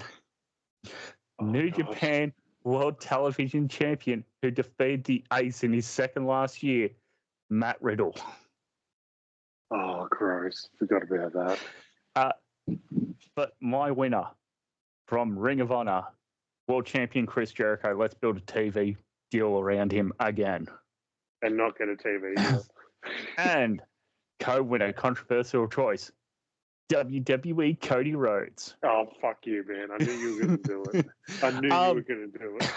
So this is mainly kayfabe-wise, because of all the things Cody said. Roman, you don't defend your belt enough.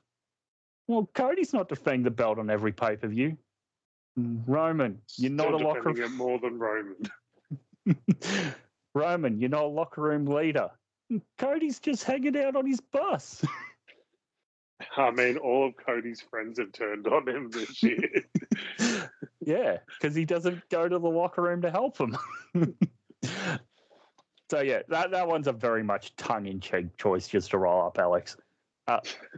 Best domestically, last year we hadn't awarded this. Did you choose anyone this year? No. Okay. Jeez. Looking back on... I'm so out of the loop on the domestic stuff. I'd rather just not give an award than make an uneducated guess. Geez, looking back at my award, you can't tell that I'm very skewed to a certain division. Jesus. MCW, honourable mention, Erica Reed as women's champion. Honourable mention to Renegades of Wrestling for Aisha as women's champion. Honourable mention to Slam Pro Wrestling League for Kingsley as women's champion. Now, this is where I was tossing up between 1 and 2. Honourable mention to Right City Wrestling Delta for RCW Grand Champion. And I went with the award PWA Year-Long Champion to Jessica Troy as a PWA champion. Well, that's fair. That's 100% fair. From there, announcer of the year. Last year, best internationally, Alex had said Samantha Irvin, and I'd said AEW's team of Renee Paquette and RJ City for their pre-show panels. Fair enough. What do you got this year? Because I think you both picked some good ones there.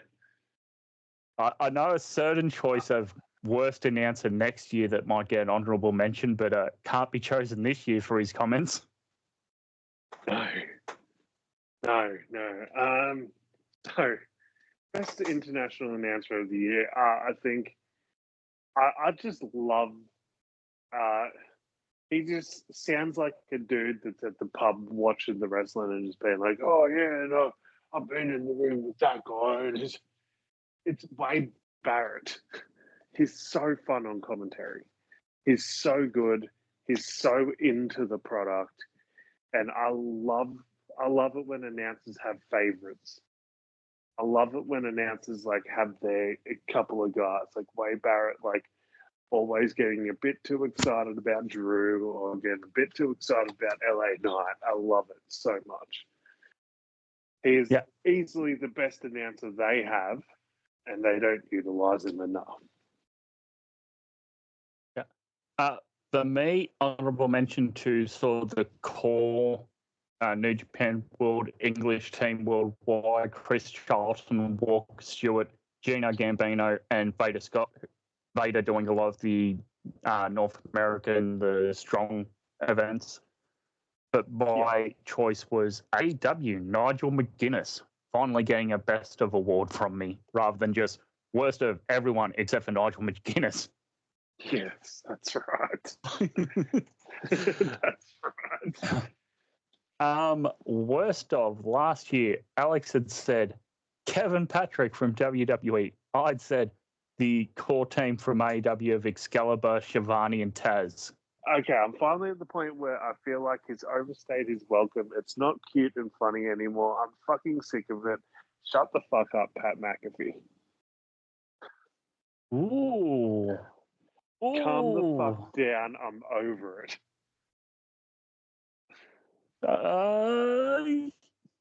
Yeah, fair call.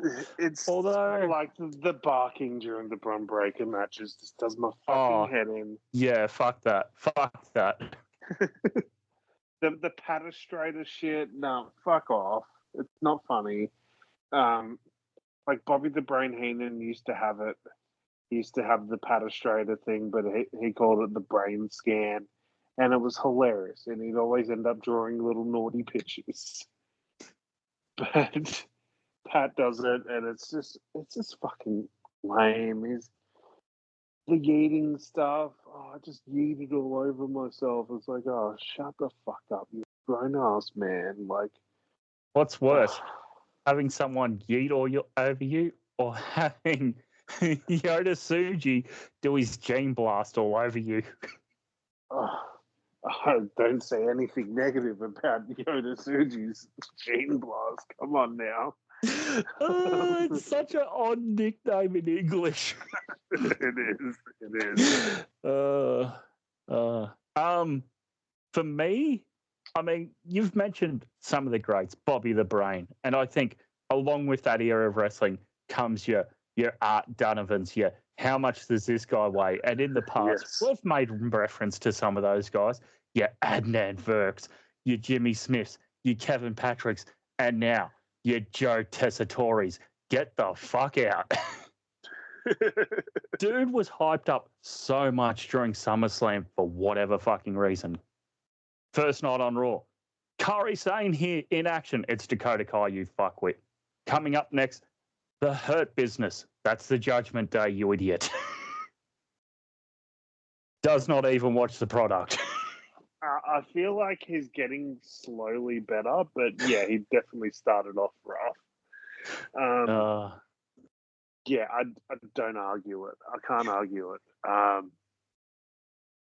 Yeah, honorable mention to a lot of AEW though. Fuck me.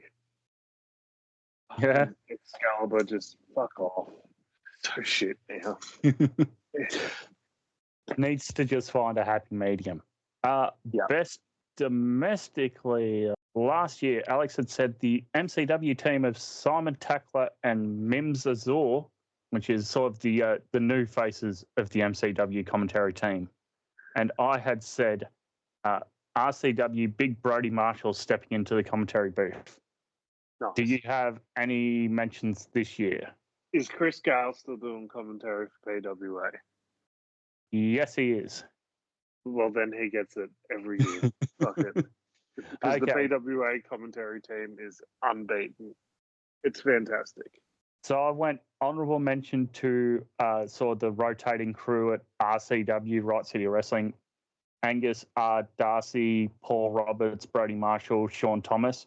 But my nod also went to the PWA crew of Andrew Rose and Chris Gale. Yep. Best. They are fantastic. Yeah. Yeah. And for guys who weren't really doing this when PWA sort of kicked off into next year, becoming one of the big promotions they are now of the area, they really grew into it well.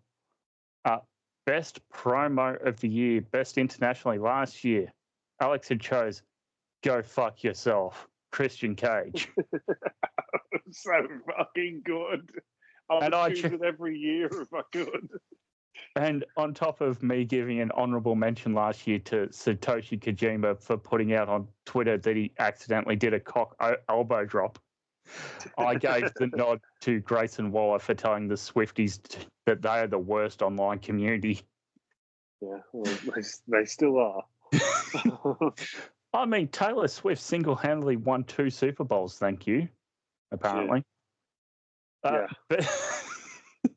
Best international promo this year. Is it a clean sweep as I think it might be? We'll see. Okay. So I've just picked a person. Oh, yeah. Because of his work over the entire year, particularly on Twitter, but also on TV. Or Yomi a cuddle or something. A couple of beers. Drew McIntyre. Yeah. Do you have unreal? Do you have any honourables before I just go through a few honourables and we can chat? You go through your honourables, mate. So honourable mention to WWE for the Rascals, aka MSK, specifically their NXT Treehouse segment on the 30th of July. Oh, that's right. Yep. It came late in the year, but over in AEW, Julia Hart for the return vignettes and her murdering the old cheerleader Julia. Yeah, that was so cool. GCW, and boy, isn't this foreshadowing that I locked this in on the 1st of January. Ricky Starks saying that he's a generational talent who won't sit at home whilst being in a mall in America. Oh, man. But I did go co-winners because I thought if there's ever a year to give this man the nod, it was this year. Paul Heyman specifically for his Hall of Fame speech, but honestly, he's a guy who gets mentioned in these types of awards every year. But yes, also co-winner, Drew McIntyre. Hell of a fucking year for the guy. Yeah. More thoughts on Drew for you? I mean, we already know one of our listeners, Warwick, will be very excited about that. Yeah, I think it's just his absolute dedication to it, where you just genuinely believe how angry he is. Like, I can't see him being anything else but the bitter, angry person he is on TV. He feels so real right now, so authentic. He is 100% the best heel they have. He delivers in the ring, but his promos are just spectacular. He had to carry a feud with CM Punk while CM Punk was out injured. And the fact that he's the one that can carry that feud on the mic and not CM Punk says something. Yeah. Because we know how good Punk is on the microphone, and Punk's getting better every fucking year. Honestly, he's getting so good.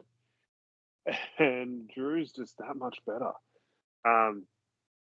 There's some seriously great talkers in the WWE at the moment in the main event scene. There's Drew, there's Punk, there's like Roman when he wants to, he's fantastic. Cody's great when he wants to.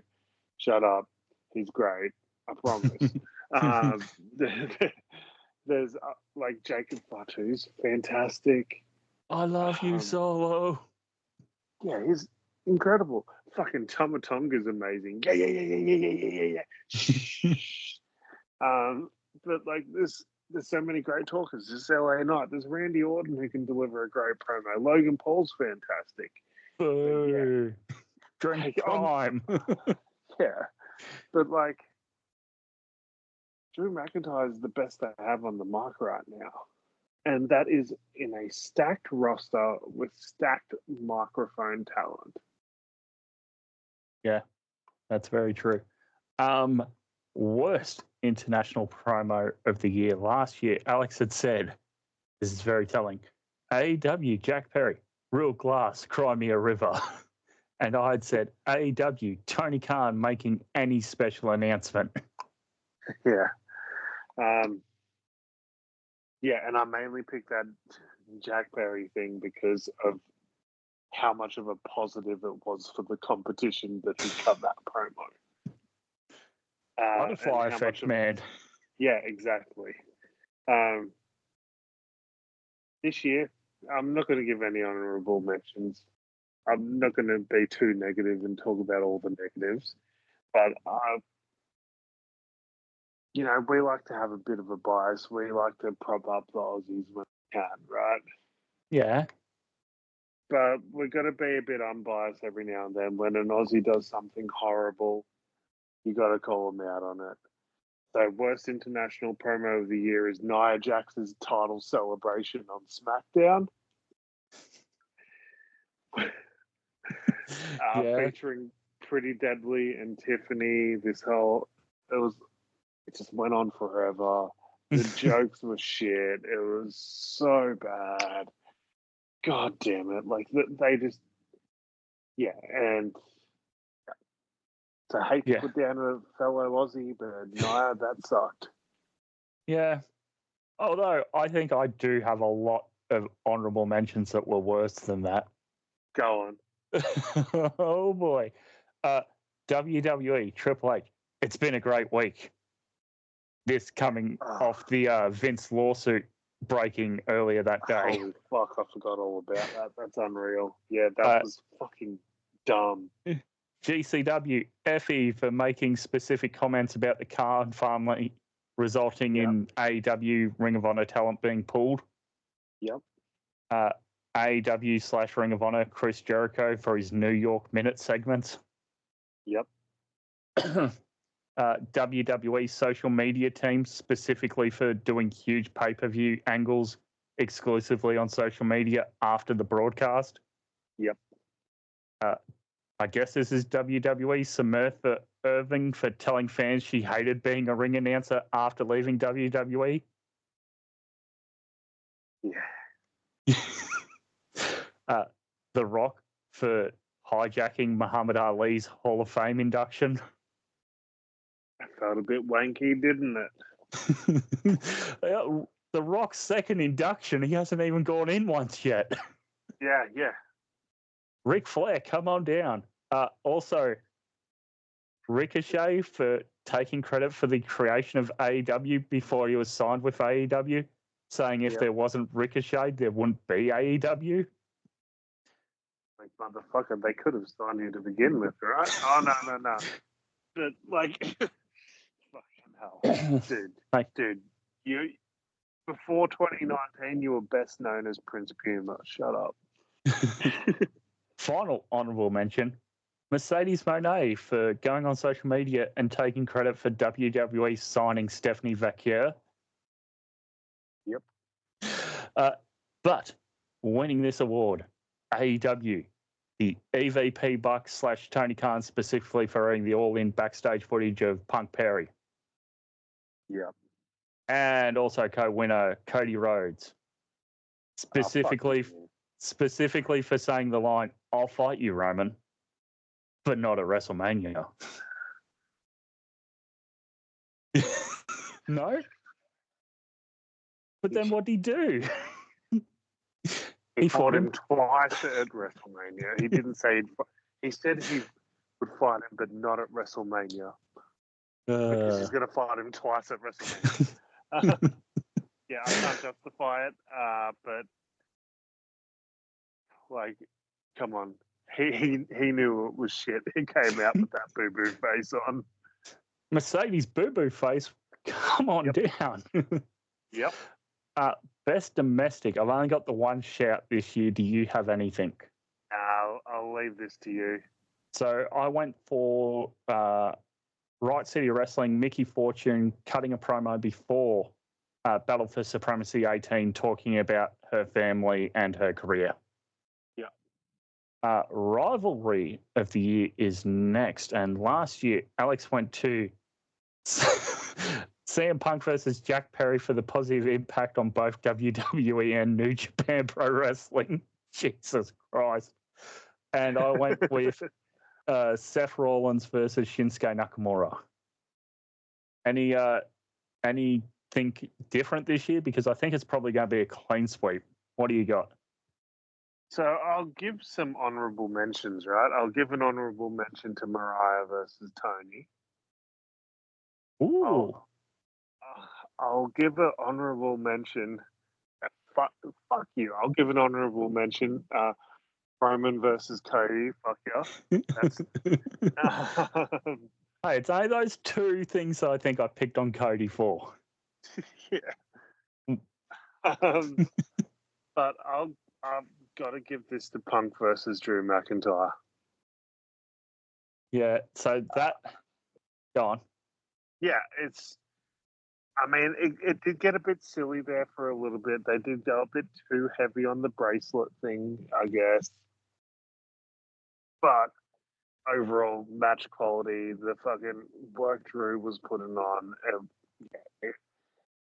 it was easily the most entertaining thing. It carried WWE during a time of the year where WWE is generally lulling in interest. It made more fun to watch in fucking June when no one enjoys watching Raw in June. True. Yep. I just have one honourable mention here, Swerve versus Hangman from AEW. I felt that really helped carry AEW in that early part of the year after the whole devil thing. But I went with Timeless Tony Storm versus the Glamour Mariah May for my best rivalry of the year. It's a fair shout. Yeah. Punk and Drew, to me, I felt was pretty good. However, their first match was way too heavy on Seth, and their second match was, let's play red light, green light in Germany.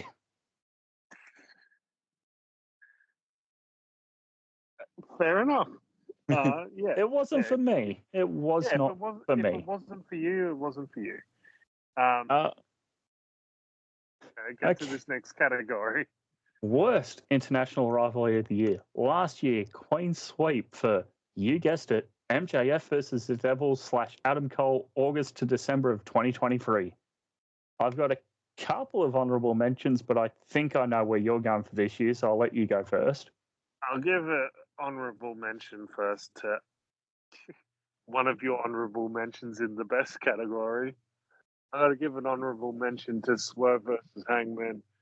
Okay, I know you're thinking, what the fuck, Alex? But, okay, so what did that feud really do? It set up Hangman to be this evil fucking house-burning villain, right? Where are we 6 months later? What's Hangman doing? Oh. Baby face again. Yeah, that's true. Did all this fucking shit, all this awful fucking heat building shit just to turn him babyface again. Nah, fuck that. In hindsight, it was a fucking horrible waste of time feud. It was. It really was. Yep. So I might have just convinced you to change your tune on that one because holy shit. Because I was just like, I was watching Dynamite this week and I was like, hang on, this is still that guy that burned down that dude's house, right? Like, what the fuck are we doing here? Why are we getting behind him? Like he might have committed the most awful atrocity we've ever seen on AEW television. Like, yeah, go hang, man. Yeah, we don't like MJF because he got an AEW tattoo removed from his calf. But go person that burned down someone's childhood home. Fuck you, man. That goes back to no quality control either in AEW or Ring of Honor again, which is a common complaint from the fans. And you know what? I don't mind if there was a big in-depth story into turning him back babyface, but it just went from like, he's an asshole, he did all this horrible shit to Swerve, then, he's going after Jay White, and he's trying to do that to Jay White. Oh no, Jay White and him are now going against the Death Riders for some fucking reason, and now he's a babyface. What? No, there was no fucking build to this. You just turned him because you realised he shouldn't have been here to begin with. True. Yeah, but worst international rivalry of the year. Back to back, baby. MJF versus Adam Cole. Or should I say, back to back, bye bye. Exactly. Yeah, no secret here. Worst feud of the year for me as well. The revisionist history during the World's End hype package was just the turd on top of this shit sandwich. Yep. I did have one honourable mention here, which I'm going to say. Logan Paul versus LA Knight took way too fucking long. Yep, that's fair. Best domestic rivalry of the year. I'm just trying to see where I'm up to. Last year, I'd said Delta and Mickey Fortune feuding in Riot City Wrestling towards the end of the year over the women's and heavyweight championships there. Do you have a I'll best? be sitting out on this one. I'll sit out on all the domestic ones going forward, I think, because I just haven't had the time this year. Yeah, who knew having a kid took up so much time? Yeah, who knew? So, quick two honourable mentions here. MCW, Erica Reed versus Eugenie, and PWA, Jessica Troy versus Delta. But I went with sister versus brother. Riot City Wrestling, Delta versus Dean Brady. If you have a chance, I will try to find this match and send it to you because you would enjoy it. Yeah. Rising Star of the Year. This will be interesting. Internationally, last year, Alex had said the Gene Blast himself, Yoda Tsuji. And I had said Nick Wayne. Yeah. How about you go first this time? Okay. So this is usually not just for rookies, but like people doubling their stock, going from just sort of opening a show or on a dark match to somebody in a prominent spot. Honorable mention, TNA Joe Hendry. Honorable mention, AEW The Outrunners, Truth, Magnum, Turbo Floyd. Honorable mention, WWE Jacob Fadu. But I think if we do see him again, it would be great. AEW, my award goes to the Little Stingers, Surfer Sting and Wolfpack Sting. Fuck yeah. Fuck yeah, that's incredible. Yeah, so I can't actually top that. Actually, I should have gone first. Honorable mention to Australia's own Zaria. We're doing the men first. Sorry. Oh, okay. Yep. Okay, I thought we had it all as one. No. Don't worry. Okay, so honorable mention. I'll definitely give an honorable mention to. I'll give an honorable mention because he just showed up in the company this year. I'll give an honorable mention to Tamatonga because, he just says yeah and shit, but it's fucking funny. It's great. It's fun. It's fantastic. I'll also give an honorable mention to Ethan Page and his work in NXT in the past year. I'll give another honorable mention to Obafemi, but they have a fucking main eventer in the making who's just ready to pop off whenever they want to book him that way, and that's Jacob Fatu. He is everything they ever wanted Solo to be. He's everything they wanted Solo to be. Yeah, that's sadly true. He's almost everything they ever wanted Umaga to be. And Umaga was fucking amazing, but he is Umaga, but with the mic skills. It's fantastic. Because when he does cut a promo, it's unreal. It feels real. It feels like he's a fucking criminal cutting a promo, which is kind of what he is. He feels real. I love it. Yeah. I agree with you there. It's just sort of why I gave him an honourable as opposed to the award itself. Best Women's Rising Star. I'll kick things off first again here during our Rising Stars. Honourable mention to Stardom for Xena, former product of PWA, Nui Pro, over in Stardom this past year. Also, WWE, Tiffany Stratton. WWE, Stephanie Vaquier. And WWE, Zaria. But my Rising Star, AEW Harley Cameron. Yeah, I mean, that's a fair fucking shout, man. That's a fair shout. And I do have her in my honourable mentions.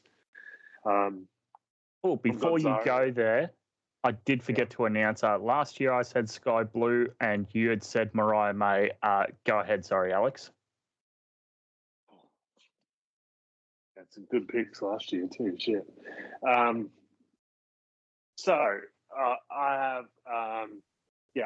definitely have Harley Cameron in my honourables. I have Zaria in there. I'll chuck Stephanie Vaquier in there, even though, I mean, she is a rising star, I guess. It helps me. Fuck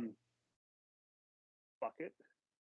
I think she's pretty good for what she does, character-wise. I'll give an honourable mention to Maxine Dupree. And But my award goes to, we saw her a couple of times before the end of the year. Now she's with the company, Megan Bain. Superstar. Just look at her.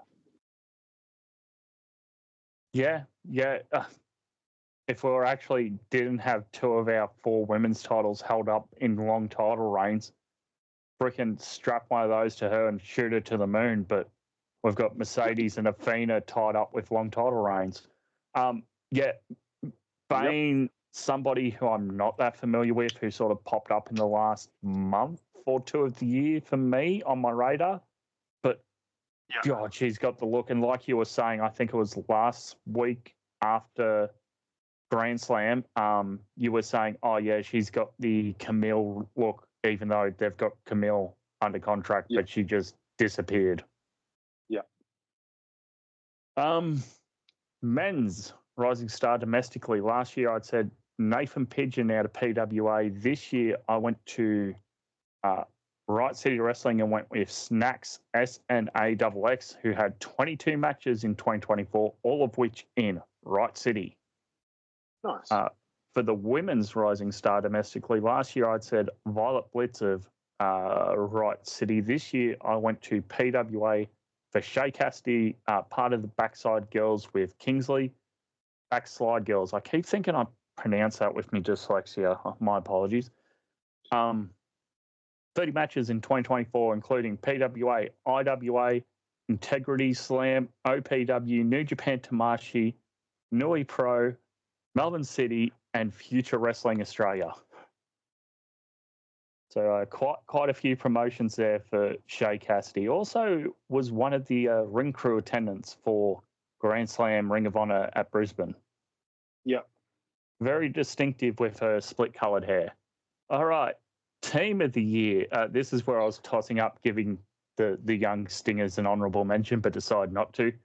Best international tag team. This is just for a duo team. Can be 2 men, 2 women. Mixture, open mixture, mixed gender tag team. That's the word I'm looking for. Last year, Alex had said the Guns, Austin and Colton of AEW. I had said Sting and Darby Allin of AEW. What do you got this year?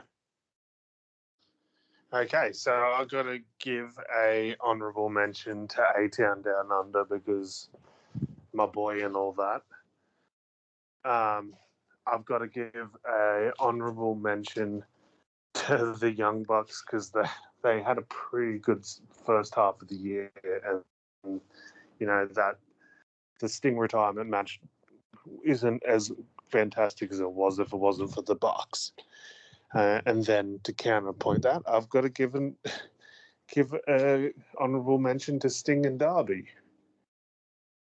But you know, sometimes I got to give an award just based on pure entertainment, and I've got to give it to Chelsea Green and Piper Niven because holy shit, this past year they have been given fuck all time, but every time they get given it, they make the most of it.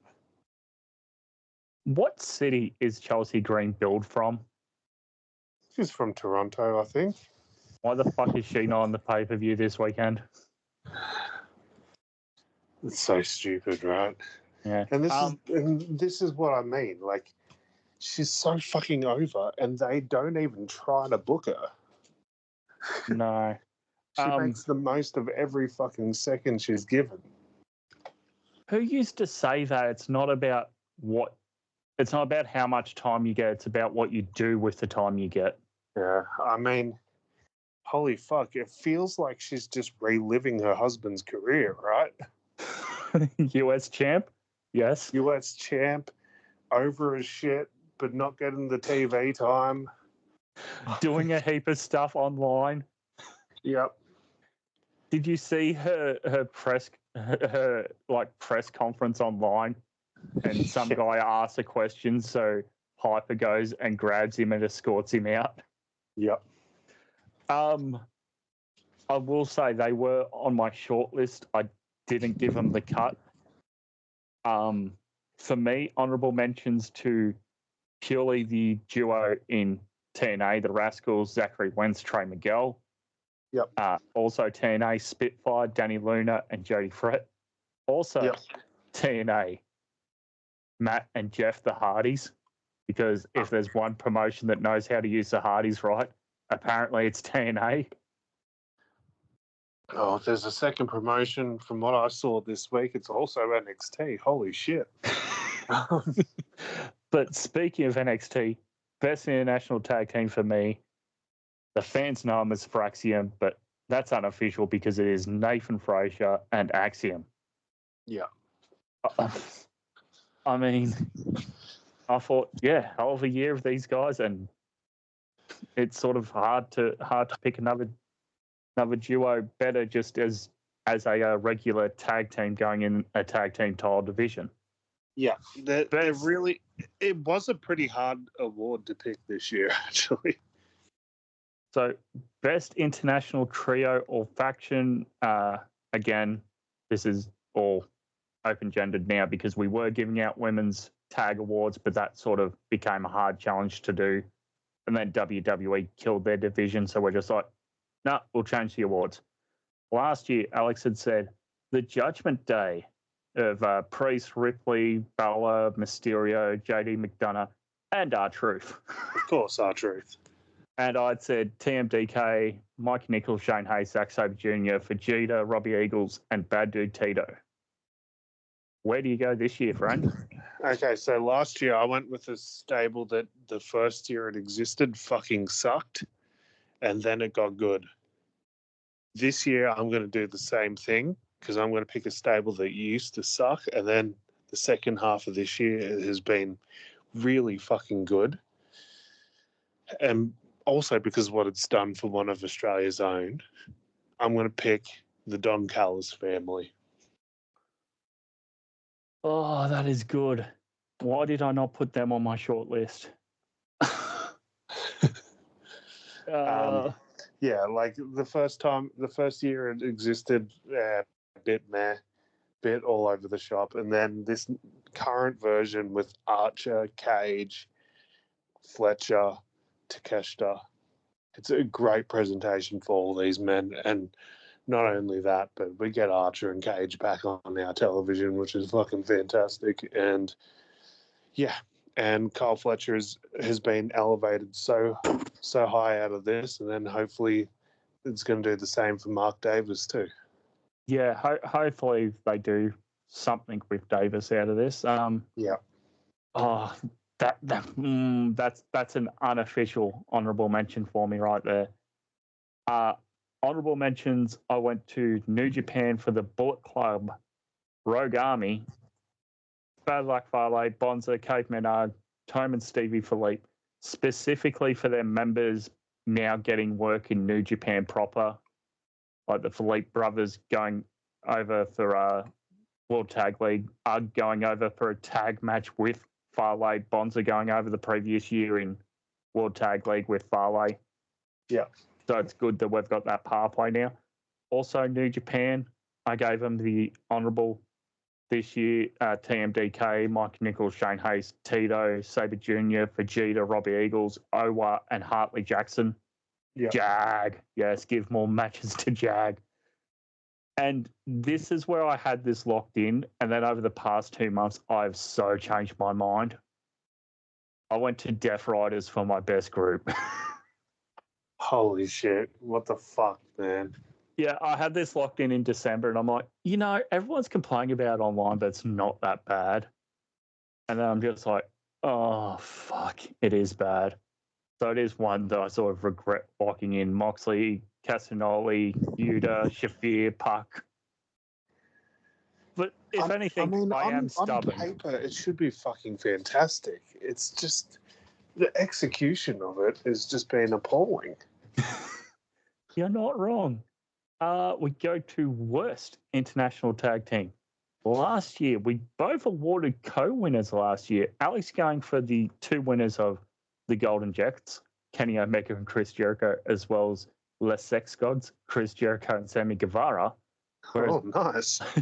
I went for the co-winners of Ronda Rousey and Shayna Baszler, and Ring of Honor, MJF and Adam Cole for holding up the entire Ring of Honor tag division. Jesus Christ. Where do you go this year? Okay, so I'm just... It's...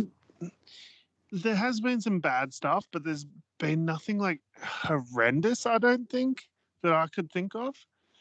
So I just thought of, like, what tag team do they bring in? And they end up just doing fucking nothing with them except... But when they are on TV, all they do is fucking lose. Like, what's the fucking point of them? Authors of Pain. And then they get released.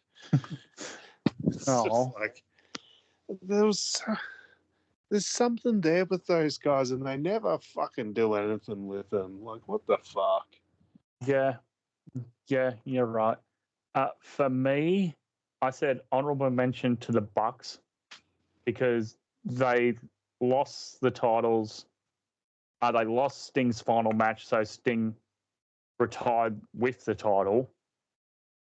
They win the vacated titles, take like 3 months to defend the titles, and then hold up the division what seems like forever. They beat Private Party at the moment when the fans were right behind Private Party 5 years too late. Then they do the match a month later, and no one gave a shit about Private Party being tag champs. Yep. But for me, worst international tag team, much like I had many years ago for WWE, I gave it to AEW's use of the Hardy Boys, Matt and Jeff, because how do you have these guys and fumble? Yeah. Yeah, it's absolutely fair. Worst international trio or faction of the year. Last year, clean sweep of Undisputed Kingdom / The Devil and Associates. Get the fuck out of here. What do you got this year? Because I think I know where you're going. Yeah, well, let's just give another worst of award to the Undisputed Kingdom, right? Yep. So that's where I went. Undisputed Kingdom again. Cole, Taven, Bennett, Strong, Wardlow, who's been off TV since Cole put him in charge of taking the belt away from Joe, even though Cole helped Joe win the belt. And then later in the year, Kyle O'Reilly replaces Wardlow. Oh. The best this year... I'm just checking, like, Wardlow hasn't even posted anything on Instagram since, like, May. So... That's odd. Let me check his Twitter. But, like, the best I felt this unit was going is when it was a trio of Strong, Taven, and Bennett. And they were, like, in contention for the Ring of Honor 6-man titles, and that's saying something. Yeah. So whilst Alex checks out, I might as well read out my best domestic. Last year, tag team, I said top tier of Tim Hayden and Mitch Ryder from PWL in Queensland. This year, I go to MCW for the Pareja, Eli Furios and Gabriel Eros, who also appeared in Right City, World Series Wrestling, New Horizons Pro Wrestling, Oceania Pro Wrestling, and Explosive Pro Wrestling, that one being out of Perth. Best trio or faction last year, I said Kings of Brawn out of Right City, Mike Boomer, Mickey Fortune, Havoc, and Zach Sabbath. This year, I had said MCW Icons, Adam Brooks, Jarvis, Robbie Thorpe, Rocky Monero, Slex, and Lucky O'Leary. A bunch of them appeared as a group in OPW and New Japan Tamashii. Did you find what you were looking for there, friend? Yeah, he hasn't posted on Twitter since June, besides a bunch of reposts in October. And the last thing he said on Twitter was, like, MJF released a T-shirt that had a wolf's head on it, and he's like, and Wardlow said he wants to be a 6'3", 270-pound monster athlete so bad. Now you're stealing my whole identity, calling yourself the lone wolf. You're still just a pussy that I squashed like nothing. Almost feel bad for the little boy, but the disrespect's gone on for too long. That was the last thing he posted. And I did not remember MJF releasing that shirt, but that shirt is 100% just Wardlow's logo with the MJF Burberry scarf print pattern on it. Also, Lone Wolf, Dyer, was he? Dyer. Bishop Dyer. Yeah, that's it. Bishop Dyer wants his royalties and gimmick infringement. Holy fuck. Scott Hall had the Lone Wolf gimmick in 99. Well, yes. R.I.P. to the great man. Yep. The big Meng. Yeah, look at that wolf. That is totally the fucking wolf that's on the side of fucking Wardlow's outfits half the time.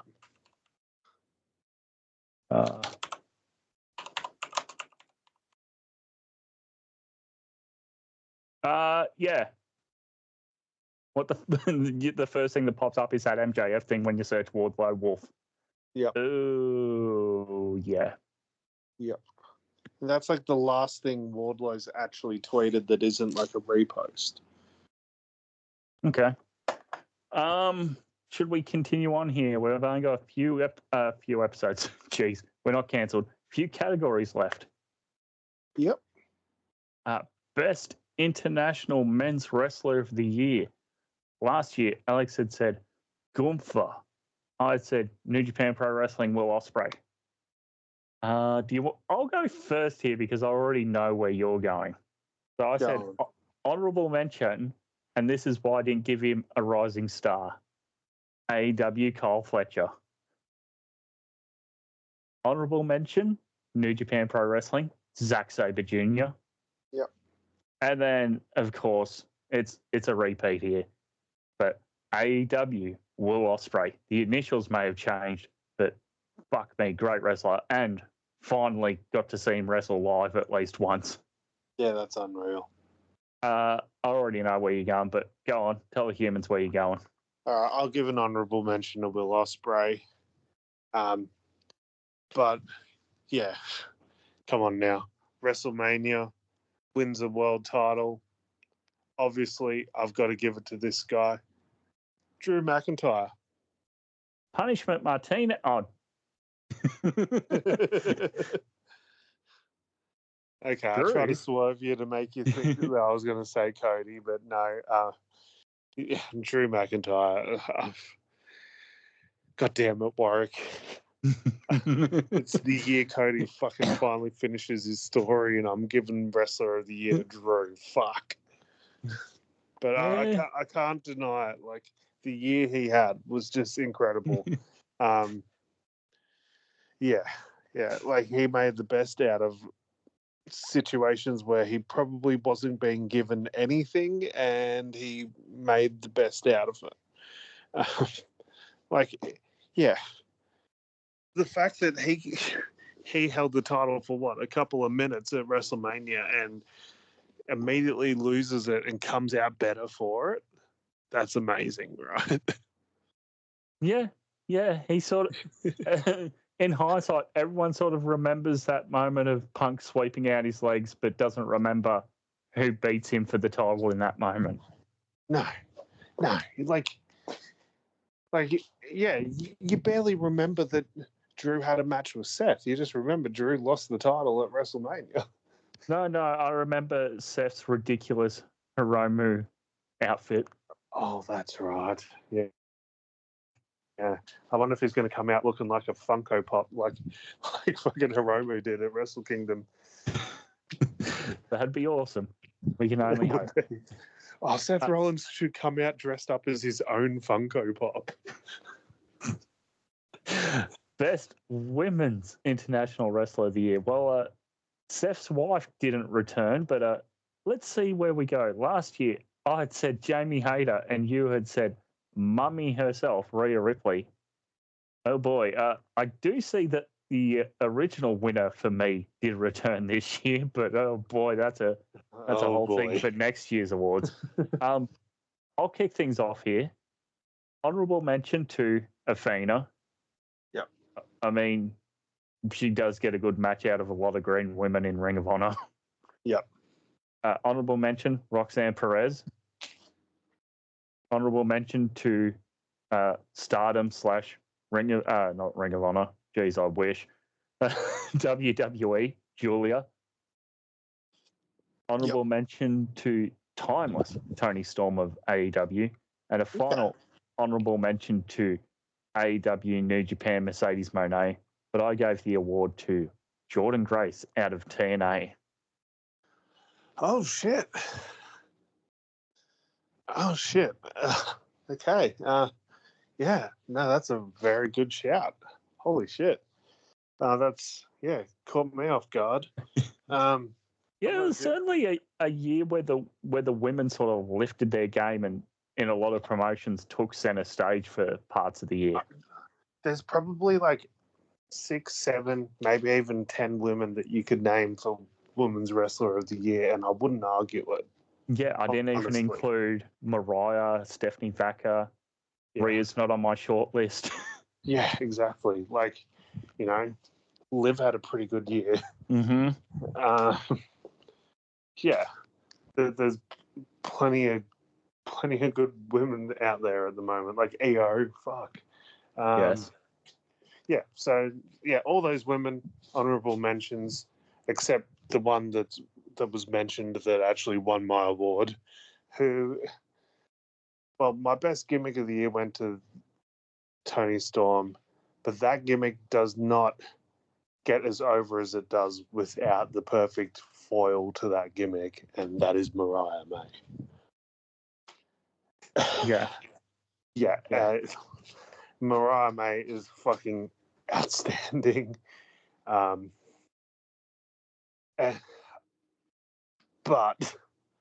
I've got to, the more I think about it, the more I've got to give a co-winner for this one, because these two women are pretty much built out of the same mold. So I've got to give it to Tiffy Time as well. Yeah, that's good too. These two women are going to carry these divisions for the next 10 years, honestly. Yeah, I probably could have listed easily 10 honourable mentions, but like I said at the start, I'm trying to list myself to not list the entire roster in honourable mentions. Yeah. Worst men's international wrestler of the year. Last year, Alex had said Chris Jericho, and I had said Karrion Kross. I'll kick things off here. No honourables, straight up award winner. I go to AEW Ring of Honor. I go Chris Jericho. Fair enough. Yeah. Like I said on our Grand Slam review, I think if he's in trios, a tag match, he's hitting a lot better. But the fact Tony Khan is still trying to make him face of Ring of Honor and he's slowing down a fair bit does not help. Yeah. For you? Now there are wrestlers that are a lot worse than this guy that's winning it. Don't get me wrong. There are wrestlers that are technically worse than this person. There's wrestlers that have worse gimmicks than this person. But for the position that this person is put in, he is just not ready for this spot. He is not ready to be in this position. He is nothing but he is a supporting actor, and they put him in a lead role for most of the year. Solo Sikoa. Yeah, that's fair. It was a bit too soon. It's too soon, and the biggest problem was the faction that he had behind him, and it's not because that faction was bad. It was because who he had behind him, because he had someone. Because whilst they're trying to get him to elevate, they've got someone behind him who's elevating even faster, which is pointing out the flaws in him. So they got Jacob Fatu standing behind him, making Solo Sikoa look worse. Yeah, and they also had Tama Tonga there. and Tonga Loa not doing good. Yeah. Yeah, I mean, there's half of the faction where it's like, fuck yeah, love you guys. Then half of the faction where it's like, you guys are fucking awful, but I can't keep my eyes off you. Yeah. Worst international women's wrestler of the year. Last year, Alex had said for gimmick infringement of Maxi Impaler, Valhalla out of WWE. And I'd said out of WWE and Ring of Honor, Ronda Rousey. Again, quick, easy, no honourable mentions from me. I go to WWE for Candice LeRae. Yeah. I mean, what the fuck is she? She's the poison pixie, Cole. Jesus Christ. Yeah. Look at some of the women that got released, and Candice somehow still has a job after that War Games match and the Rumble. Yep. Yeah. Okay, so my award is going to go to someone that I used to be quite a big fan of. But I feel like this past year, she's come back, she's joined up with these people, and I feel like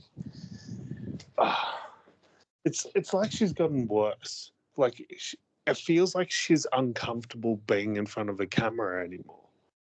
And my worst woman of the year goes to Raquel Rodriguez. Raquel's just like a few years ago, she was a superstar in NXT, and now all of a sudden, like, yeah, their best use of her was a babyface, and now they've fucking turned her into this heel, and she's just a black hole of charisma at the moment. Yeah, that's kind of true. Hopefully, with the most recent result on Raw, something will actually come of that. But I guess we'll wait and see. Best domestic men's wrestler of the year last year, Alex, no award, but gave out an honourable mention to JXT. Whereas I had said for my award, Dean Brady out of Right City Wrestling in Adelaide.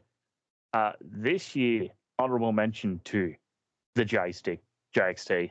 And my award goes to Right City Wrestling for Chris Basso. Anything add there, Alex? I'll also give an honourable mention to the J-Stick, but also an honourable mention to Funtime Phil. Yes, the sale of Smith's chips will increase. Fuck yeah. Best domestic women's wrestler of the year last year, Alex and myself, clean sweep for Delta. Yeah. So this year, Delta gets signed midway through the year. Last year, I'd also given an honourable mention to Jessica Troy. And this year, I was sort of tossing up between the two. And I went honourable mention to Delta and my award to Jessica Troy. Yeah. And I think after I've locked this in and I've sort of sat back and looked at things like there's people like Lana Cross, Charlie Evans, who's killing it in Sydney at the moment, just to name a couple. Aisha, yes, who I've left off this list. But there's a lot of good women's talent in this country. It's kind of a thing. Like, why is it that's what we produce the best of, right? That's what we produce that breaks out on the other side of the world, is the women. Do you think, and this is what I've always sort of thought maybe plays a part into it, like you see the American wrestlers, they're big, they're bulky. A lot of the Aussie wrestlers, they're smaller, skinny, sort of cruiserweight, high-flying, luchador sort of style. Yeah. Do you think a part of that plays into that Aussie rules football so big in a lot of states and rugby league in New South Wales, Queensland takes away a lot of the potential pull of male wrestlers to those sports and other sports? I think so. And for the longest time, we didn't really have professional women's sports other than netball in this country. So there was always more of a money avenue for the women's wrestlers to try to give that a go. There's more options for men in this country to make money. There's probably less options in this country for women. So women are going to look elsewhere.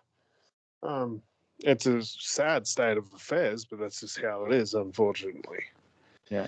We need to do another, like how we did the Three Musketeers video. We need to organise a day and just do another shooting the shit podcast type one that I can turn into a video of like 4 people of a certain group, or build your dream faction out of this promotion or something.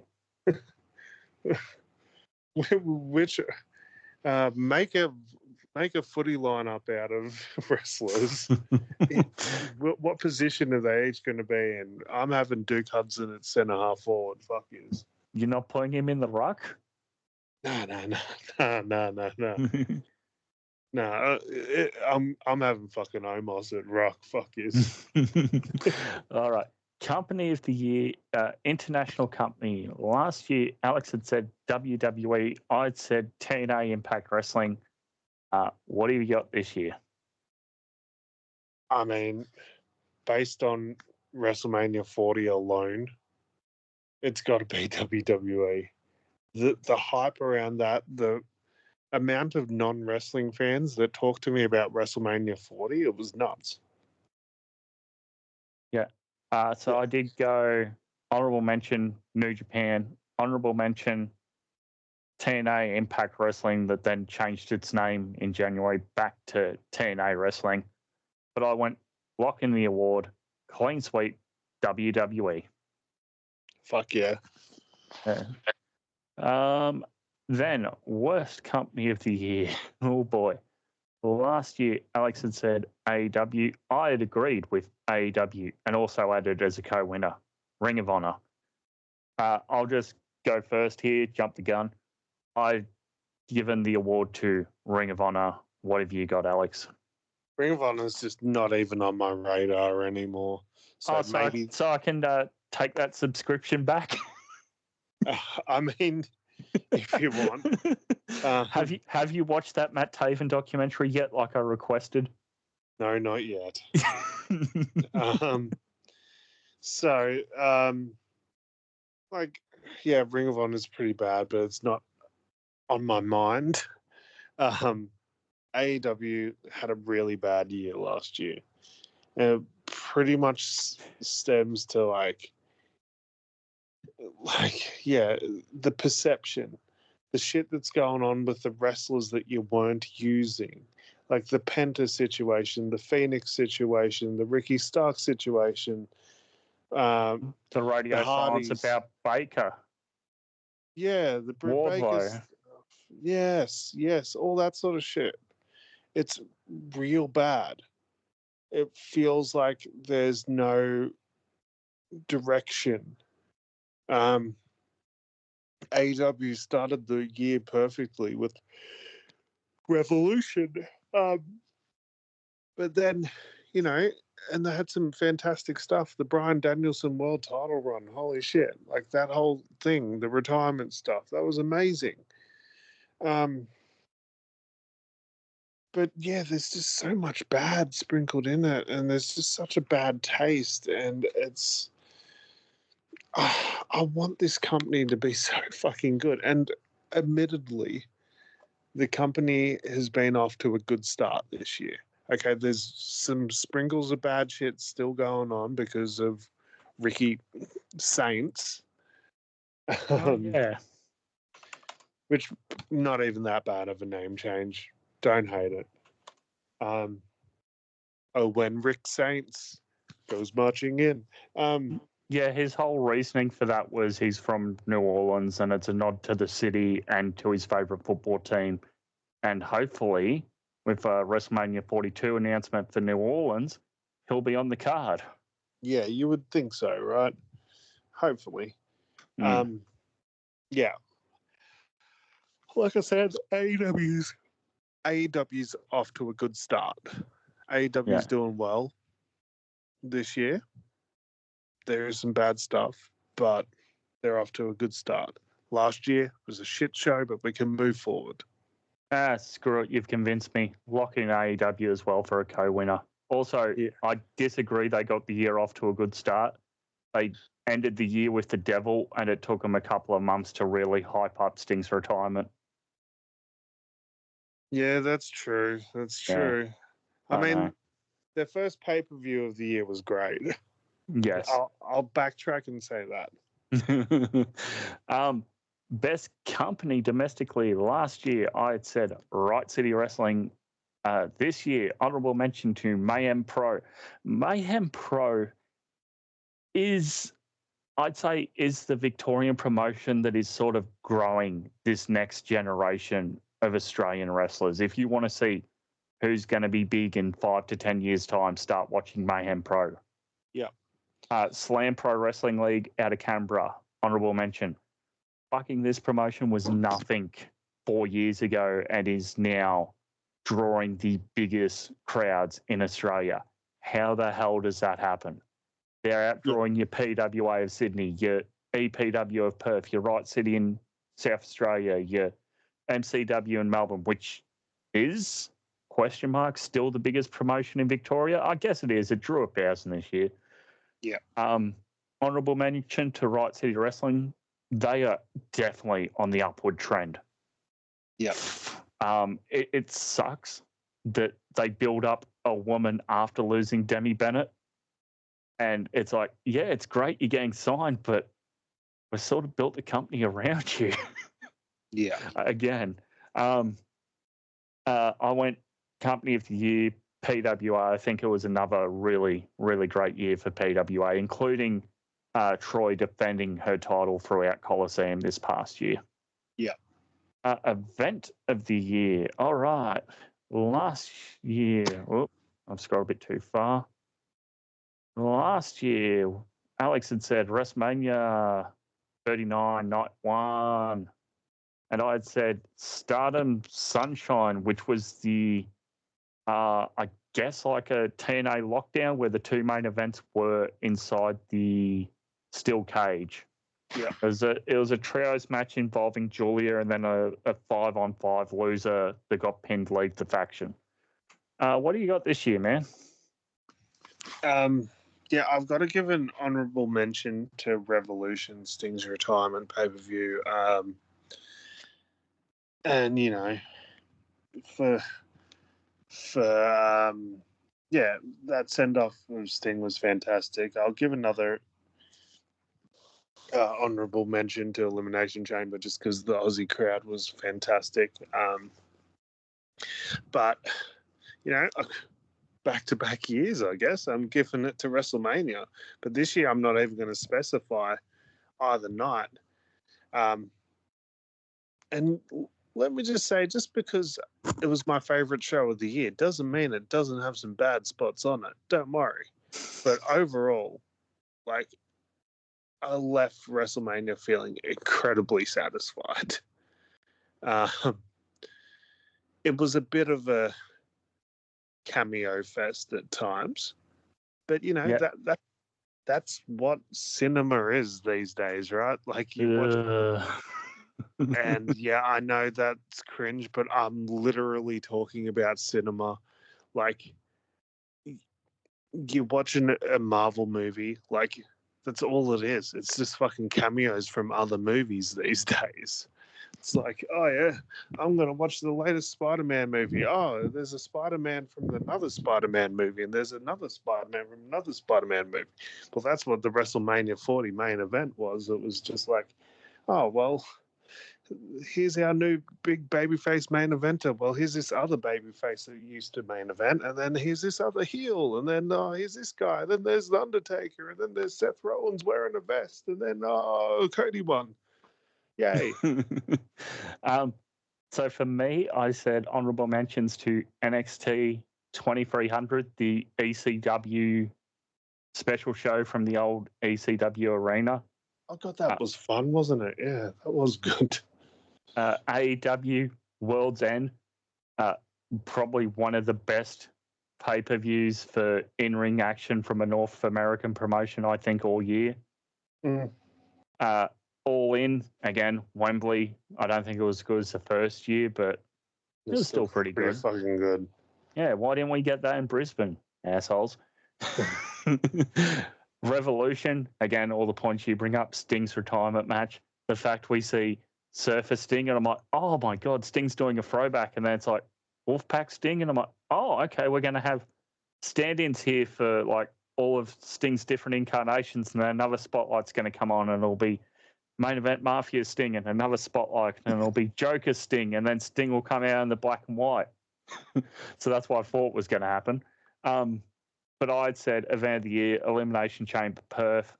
Actually getting to watch a WWE pay-per-view live for once was good. Fuck, that was good.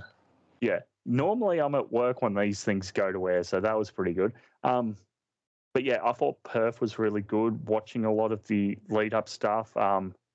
Grayson Waller hosting the countdown press conference in the square the day before that was with so Michael cool. Cole. Him and Rhea doing a shoey to finish off that segment. Rhea coming out like an absolute fucking superstar. Yeah, fucking nice. I will say, there is an argument that the pay-per-view went a little too fucking long. Yeah. Because I've got to say, like I've said before, I watched that on the way home from Melbourne. It's about that's right. 3.5, almost 4 hours from where I live to Melbourne. I literally put on Elimination Chamber, like it's the end of the kickoff as I'm leaving Melbourne. Rhea Ripley's pinning Nia Jax as I'm pulling in my driveway. Oh, well. That's not too bad. Could be worse. It could have either, it could have been a bit shorter, or it could have just gone that little bit longer, so I could have just made it inside the house, sat down on the couch, and watched Rhea get the finish. But no, it had to happen whilst I was pulling up. Worst international event. Last year, Alex had said WrestleMania 39, not 2. And I'd said... That's good. I'd said Ring of Honor Final Battle in December that went head-to-head with AEW's Rampage. Oh, so dumb. Why don't they move the Ring of Honor pay-per-views to a Sunday so it's not going head-to-head with your own programming? So stupid. So, do you want to go first or should I?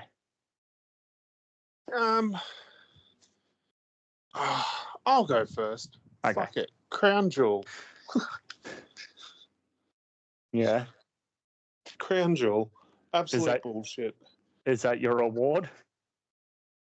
That is my award. That was the fucking the Crown Jewel Championship that meant nothing. We're just gonna have fucking I love Cody, but we're gonna have Cody beat Gunther for no fucking reason and just move on, right? Like, so stupid. Champion versus champion. Gunther's got no confidence now. That was the story coming out of that. Yeah. Only for him to quickly regain the confidence, so who cares? Yeah. So for me, a couple of dishonorable mentions. I think this is just because I'm so conditioned to it that seeing ads everywhere for WrestleMania 40 was a bit jarring. That is the reason I'm giving this a dishonorable mention. Nothing else against the event, just, hey, here's this blood feud sponsored by Dude Wipes, because this match will give you the shits. Yeah, I mean, that's a fair point. Saturday night's main event in December, like pretty much a nothing happening show. Like, great to see the body back, but can you really tell me anything of note that happened? No. Or anything, I guess, consequential other than Chelsea Green becoming first women's US champ. The only thing consequential that happened didn't actually happen on the broadcast. Ring of Honor Final Battle, aka nothing gets more than 2 weeks build. Yep. Fuck. Tony, ring me up. Give me the book. Yep. And my worst event was WWE SummerSlam, aka everyone running their shoulder into the fucking post. That's right. It was like 4 out of 5 matches. Oh. Yep. Yeah. That, like, if you're going to do that, at least don't do it in back-to-back matches. And don't do it in the exact same post. Best domestic. Last year I'd said RCW Belt for Supremacy 17 that happened in December. This year I go honorable mention for Slam Rage in the Cage. Right City Wrestling Heavy is the Crown, and PWA Black Label Coliseum Night 1 and 2 2024 gets my award. I believe this is the final award, Match of the Year. Okay, so we have last year, Alex said Gunther versus Chad Gable on Raw. That's right. I had said the starter match of loser leaves unit that was Owedo Tai versus Queen's Quest. Nice. What do you got this past year, my friend? Okay, so I'm going to give a couple of honourable mentions. I'll give one to Darby and Sting versus the Young Bucks. Sting's retirement, perfect retirement. I've got to give a honourable mention to Danielson versus Ospreay. Honourable mention to Danielson versus Swerve at Wembley. There's there's a lot of really good matches going on these days, but I'm about the story, and this match was a perfect culmination to a story that they sort of accidentally stumbled upon. It's been the theme of my awards this year. Drew McIntyre versus CM Punk, Hell in a Cell, Bad Blood. The only thing wrong about this match is that it didn't main event because they had to bring out The Rock for fucking no reason. Yeah, we've got a bit of that lately. Mm-hmm. Give me your soul, Chris. Give me your soul. Okay, can't write on it. I owe you one soul. Forbidden donut. I got a few honourable mentions. Like, God, my list was long. I did have to cut it down.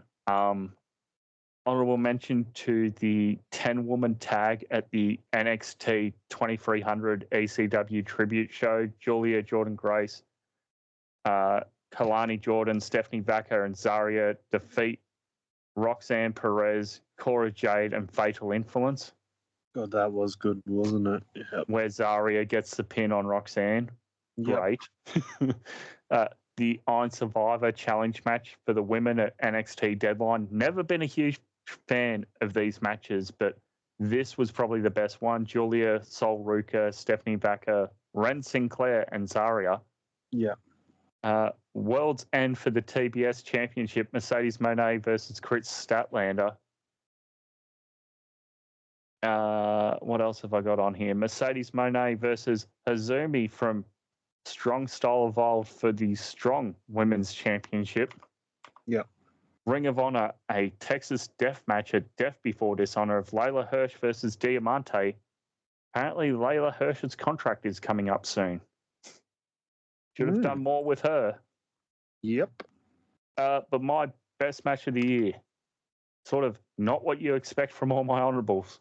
We go to AEW for Will Ospreay versus Kazuchika Okada in the Continental Classic final at World's End. Yep, fair enough. Yeah. I mean, we finally got the old Okada back. We got a glimpse of that in the Buddy match in Brisbane, but nothing like that match. No. Worst international. Oh, that's right. We don't do cinematic matches anymore. Worst international. Alex had said The Miz versus Shane McMahon and Snoop Dogg segment from WrestleMania 39, Night 2. I had said, oh, God, I forgot how angry I got for that. AEW Stu Grayson versus El Phantasmo from Forbidden Door 2023. Oh, God, yeah. What do you got, my friend? I think that there's a possibility we got the same match. But from my best show of the year, there's still a bad spot on it. Yeah. And it was probably one of the most hyped matches on the show. Cool. Jimmy Uso versus Jey Uso, WrestleMania Night 2. That was an honorable mention for myself. Okay. Yeah, I had Jimmy versus Jay, Dude White presents Brother versus Brother Blood Feud.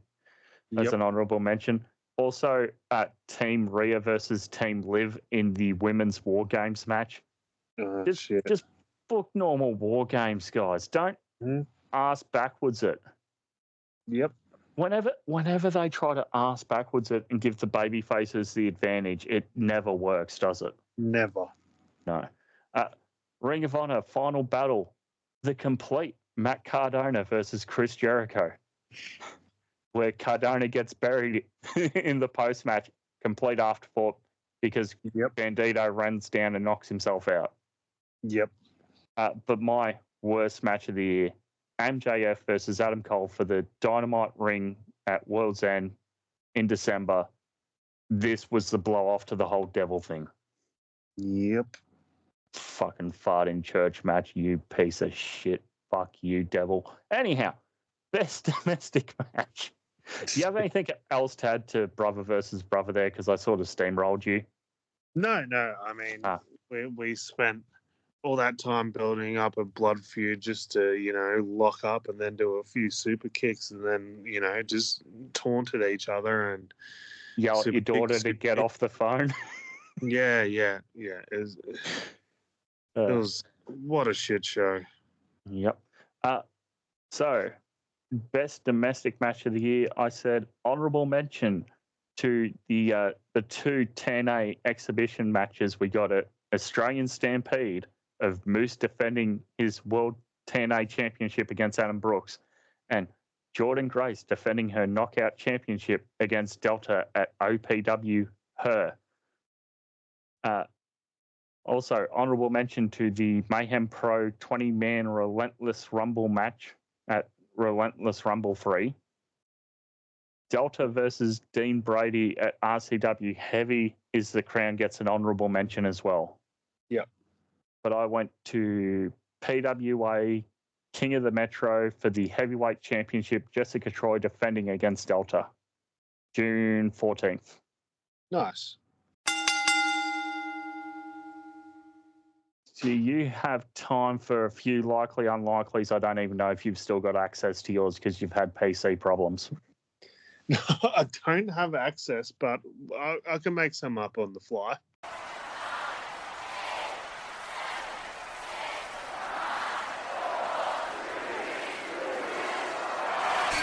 The likely unlikelies? Likely unlikely. All right. I've got some domestic ones here for you. It's always fun just to have a little go. Likely unlikely. Question 1. Slam Pro Wrestling League's Rage in the Cage event outsells the 2024 attendance. I do have the figure here. Just give me 1 second. 2024 attendance is 2,432. Ooh, Jesus. They did draw another 700 fans compared to the year before. You know what? I'll be optimistic. I'll say likely. I'm also going to say likely to that. Question 2. A co-promoted event between Pro Wrestling League and Renegades of Wrestling takes place in Victoria. So much like we had the Australian Super Show here in Brisbane, does Renegades of Wrestling invite Pro Wrestling League down to Victoria? I think not this year, maybe next year. Okay, so I'm going to say unlikely on that one. Question 3. Mick Moretti goes on excursion to Japan for New Japan Pro Wrestling. God, I hope so. I'll say likely. I'll say likely, and that is just because I want Moretti in Best of the Super Juniors at least once. Yeah. Similar question. Jessica Troy goes on excursion to Japan for World Wonder Ring Stardom. I'm going to be optimistic again and say likely. I hope so, but yeah. I'm going to say likely as well because Jess has done some matches for Tamashi. Yeah. Question 5, final domestic one. An Australian or New Zealander is signed to a major company, and by major, I mean the following. WWE, TNA, AEW, Ring of Honor, New Japan, Noah, or Stardom. So someone who's not currently signed as an Aussie or Kiwi signs to one of those promotions. I say I say likely. Yeah, I say likely as well. Don't ask me to guess who, but there's plenty of talent out there. I'm just not sure who's the next one. All right, so that concludes the domestic questions. What do you got internationally? It's usually about 10. All right. Okay. So I'll answer first, and then you can answer after, similar to what I just did. Yep. All right. We'll start off with some softballs. AEW in 2025 announced a tour for 2026, more than one show in Australia. So I'll go first, right? I'll go first. Yeah. So a tour, at least more than one show. Yeah. Okay, so just to be specific, it's not this is the Ring of Honor taping and then this is the Grand Slam taping. It's two separate arenas. Yeah. Okay. I'm going to say likely. I'm going to say unlikely, but I hope I'm wrong. Yeah, it'll depend on what happens with this Queensland state government thing, whether that's true or not. Question 7. Okay. Okay, so actually there was rumors out today, so I won't go with the WWE route of announcing a new show because I'm pretty sure WWE are about to announce something for Australia. Actually, okay, AEW gets a TV deal on Fox 8 or something like that in Australia. AEW gets a better TV deal in Australia? Yeah. I'd say unlikely because if they haven't moved already, which they should have, I don't think it's going to happen. Yeah, I don't think it's ever going to happen. I think this is about as good as it gets for AEW. Okay. All right. Ring of Honor gets a TV deal by the end of the year. TV not streaming on Max, like actual TV? Actual TV. Okay. That's what they've been after, right? Yeah, I say unlikely. I say unlikely as well. Okay, so now we go. Okay, so let's dive deep. There's been rumors, right? Yeah. There's been rumors about a certain someone's been meeting with people from Fox or whatever. Have you heard these rumors? Yeah. By the end of 2025, Vince McMahon announces a new wrestling promotion.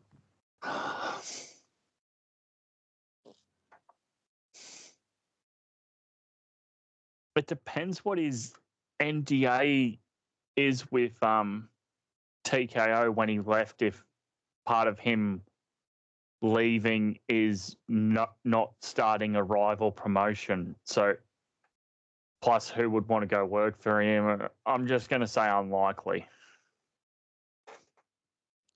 I think likely. And I think, and that leads to number 2, and it's a similar sort of question we had from last year. The next question is AEW the number 2 promotion in North America in 2026? Yes or no? Likely or likely to be the number 2 or unlikely and going to be lower? I think likely still because their nearest competitor is TNA. I think likely, but TNA closes the gap. Likely it's still number 2. I agree. Yeah, I agree. Likely it stays number 2. Okay, so let's have some more fun ones then with the TNA WWE partnership. Yep. We hear AJ Styles come out to get ready to fly at a TNA pay-per-view by the end of the year.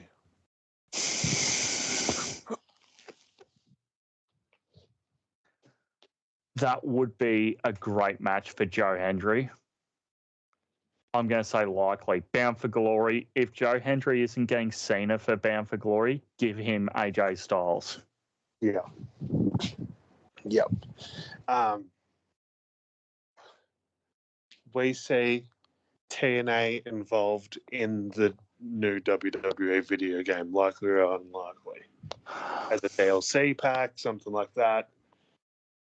Actually, we'll just go even further. TNA get a mixed sort of merch deal going on. They have WWE start producing like an AJ Styles TNA action figure, shit like that.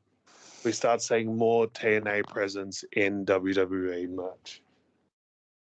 Likely. Because think of the figures they could do, man. Like, they've got a lot of ex-TNA guys. Yeah. Yeah. And, yeah, like, think of the DLC packs they could do. They could fucking... Abyss. Fucking Eli Drake, man. Like, Bobby Roode. Fucking hell, they could do a fucking Penta figure. Yeah, they could. Yeah. Like, well, they could do Chelsea Green. Fuck. They've already mentioned on Raw that Penta was a former TNA champion. Yep. What was your answer for that one? Likely. So they could produce a Laurel Van Ness action figure. Yes. Do it. Okay. Have you seen this thing about Johnny Dango Curtis, how he said that Shawn Michaels told him that he still has 1 or 2 matches left in him? No. Have you seen that interview? No. Okay, so let's do another fun one. Shawn Michaels comes out of retirement by the end of the year 2025. I say likely, but only at Saudi Arabia. You say likely? But only at Saudi Arabia. I think they'd back up the money for him again. I say it happening. I say it happening, and I say it only ever happening in an NXT ring. I don't know if he does. He's only wrestled once since his retirement match, and that was for Saudi Arabia because they backed up a shitload of money for him. Mm. Like a lot of those wrestlers, as soon as they do it once, they keep on wrestling. Shawn just did the once and stopped. I think Shawn probably thinks in the back of his head it's because he didn't have the right guys in there with him. Maybe. To be fair, though, if Shawn was going to come out of retirement, he would have, for NXT, he would have done it years ago and wrestled Adam Cole. You just know Shawn fucking loves Adam Cole. Or Danielson. Danielson always wanted him to wrestle him. Mm-hmm. 2 more questions, my man. Okay. Oh, it's another fun one. All right. Yeah, okay, let's go this route. John Cena holds a 17th World Championship before his retirement. Fuck. You fucker.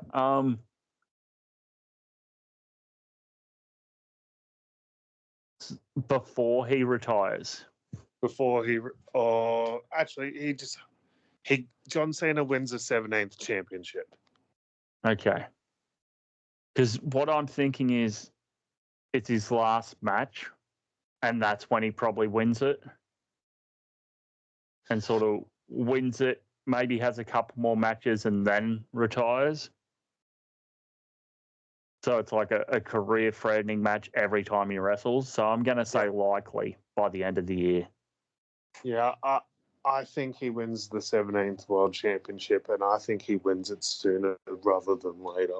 Yeah, and if we're going to be real pedantic about it, Flair's record's, like 21, if you include all the non-WWE recognised reigns? Yeah, exactly. It's 21, but... Yeah. All right, last one. Last one.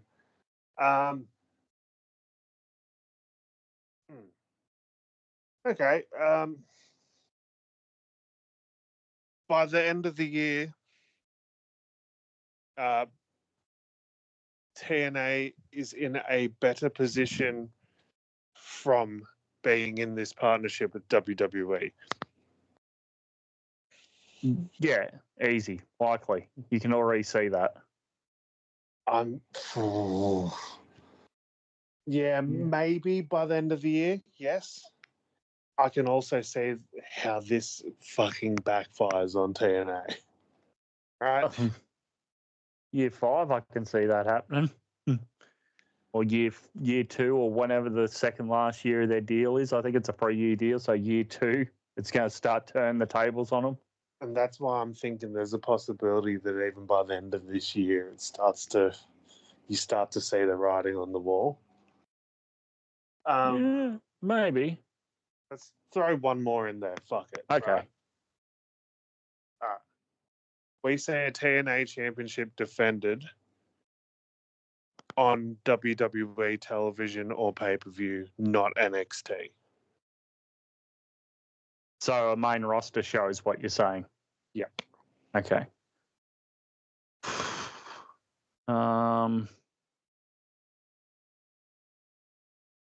Yeah, likely. I could see it. So here, go on, you answer, and then I'll give my reasoning. I'd like to think so, but I feel like they've been very, very, besides the Rumble stuff, they've been very adamant about saying it's an NXT TNA relationship, right? Yeah. That's what's got me questioning it. So to me, I think yes, and maybe that's the way John Cena gets his 17th world title. That would be fucking surreal, right? He challenges Joe Hendry for, what's his thing? Ruthless Aggression's rumored to be the last pay-per-view in the Boston area. Yeah. I don't think you'd do that there. If you're doing that, you'd do that as Cody's belt or whoever's got the belt then. I think he could challenge Joe Hendry for some point during the year. They're going over to, I'm just trying to think of WWE's international shows. I think they're going over to France. Maybe do it over there. I would to fantasy book the whole John Cena thing. I would love to see them make the use of all of their partnerships they've been announcing. So fuck it. John Cena's that desperate for a 17th world championship that he's going for the All Japan fucking Triple Crown. He's going for the TNA World Championship. He's going for whatever partnerships they have. He's going for those championships, and he keeps failing. He keeps failing, and he keeps failing. Yeah. Oh boy. Did you want to have a quick look at our stats here before we wrap things up? All these play. Huh? Yeah, I just love this idea of him being that desperate for a 17th world championship that he just keeps going to all these different places to get it. I'm here in WWE Evolve to win the WWE Evolve World Championship. Oh, you see those fucking Performance Center titles that are floating around? God. Oh, no, it's the WWE ID Championship. Yeah. So we're gonna get The one good thing I saw about that was I think they're a former PWA ref or Nui Pro. Aussie referee Rachel was the first Australian to referee a match involving 2 ID people, first Australian ref to do so. So that's pretty cool, at least. It's interesting to always look back on this and see our biases. All-time stats, best awards, 48% AEW. Second is WWE, 28.4%. Third is New Japan with 11.1%. Yeah. Worst awards, 48.4% WWE, second AEW 24.8, and then third is New Japan 7.4. Yep. And then for domestic, by state, most awards have gone to New South Wales 39, Vic 33, South Australia 19. Promotion-wise, PWA 35.9%. This is before counting this year's. Then Right City 19.5. Then MCW 16.7. Unreal. Yeah. So it's pretty interesting. What else, bro? Is that about it? I think that's about it. Oh, okay. Well, that's a bit interesting. Thank you so much for tonight. Yeah, not a problem. It's a pleasure as always. Thank you for bringing me to the attention of Wardlow's world with his amazing Wolf merch. Oh, yeah. I suppose exciting news, new merch store coming soon, and join our Discord where I'm trying to post there a bit more regularly. Buy some merch. I've got a mouth to feed. Yeah, Alex takes 50% commission for some reason. I kid. But with all that being said, where can the good humans find you, friend? You can find me on all social media at Fruity's Alex. You can find us at Wrestling Aus Style with an AUS. Search us up on Facebook, Wrestling Aus Style. You can find Chris at I'm Chris Fundy. You can go back and listen to the Wrestling Aus Style archive for free on SoundCloud, Spotify, TuneIn, YouTube, and using the RSS feed found in the show notes below for your podcast of choice, including Apple. Nothing left to say but good day, and we'll speak to you next time.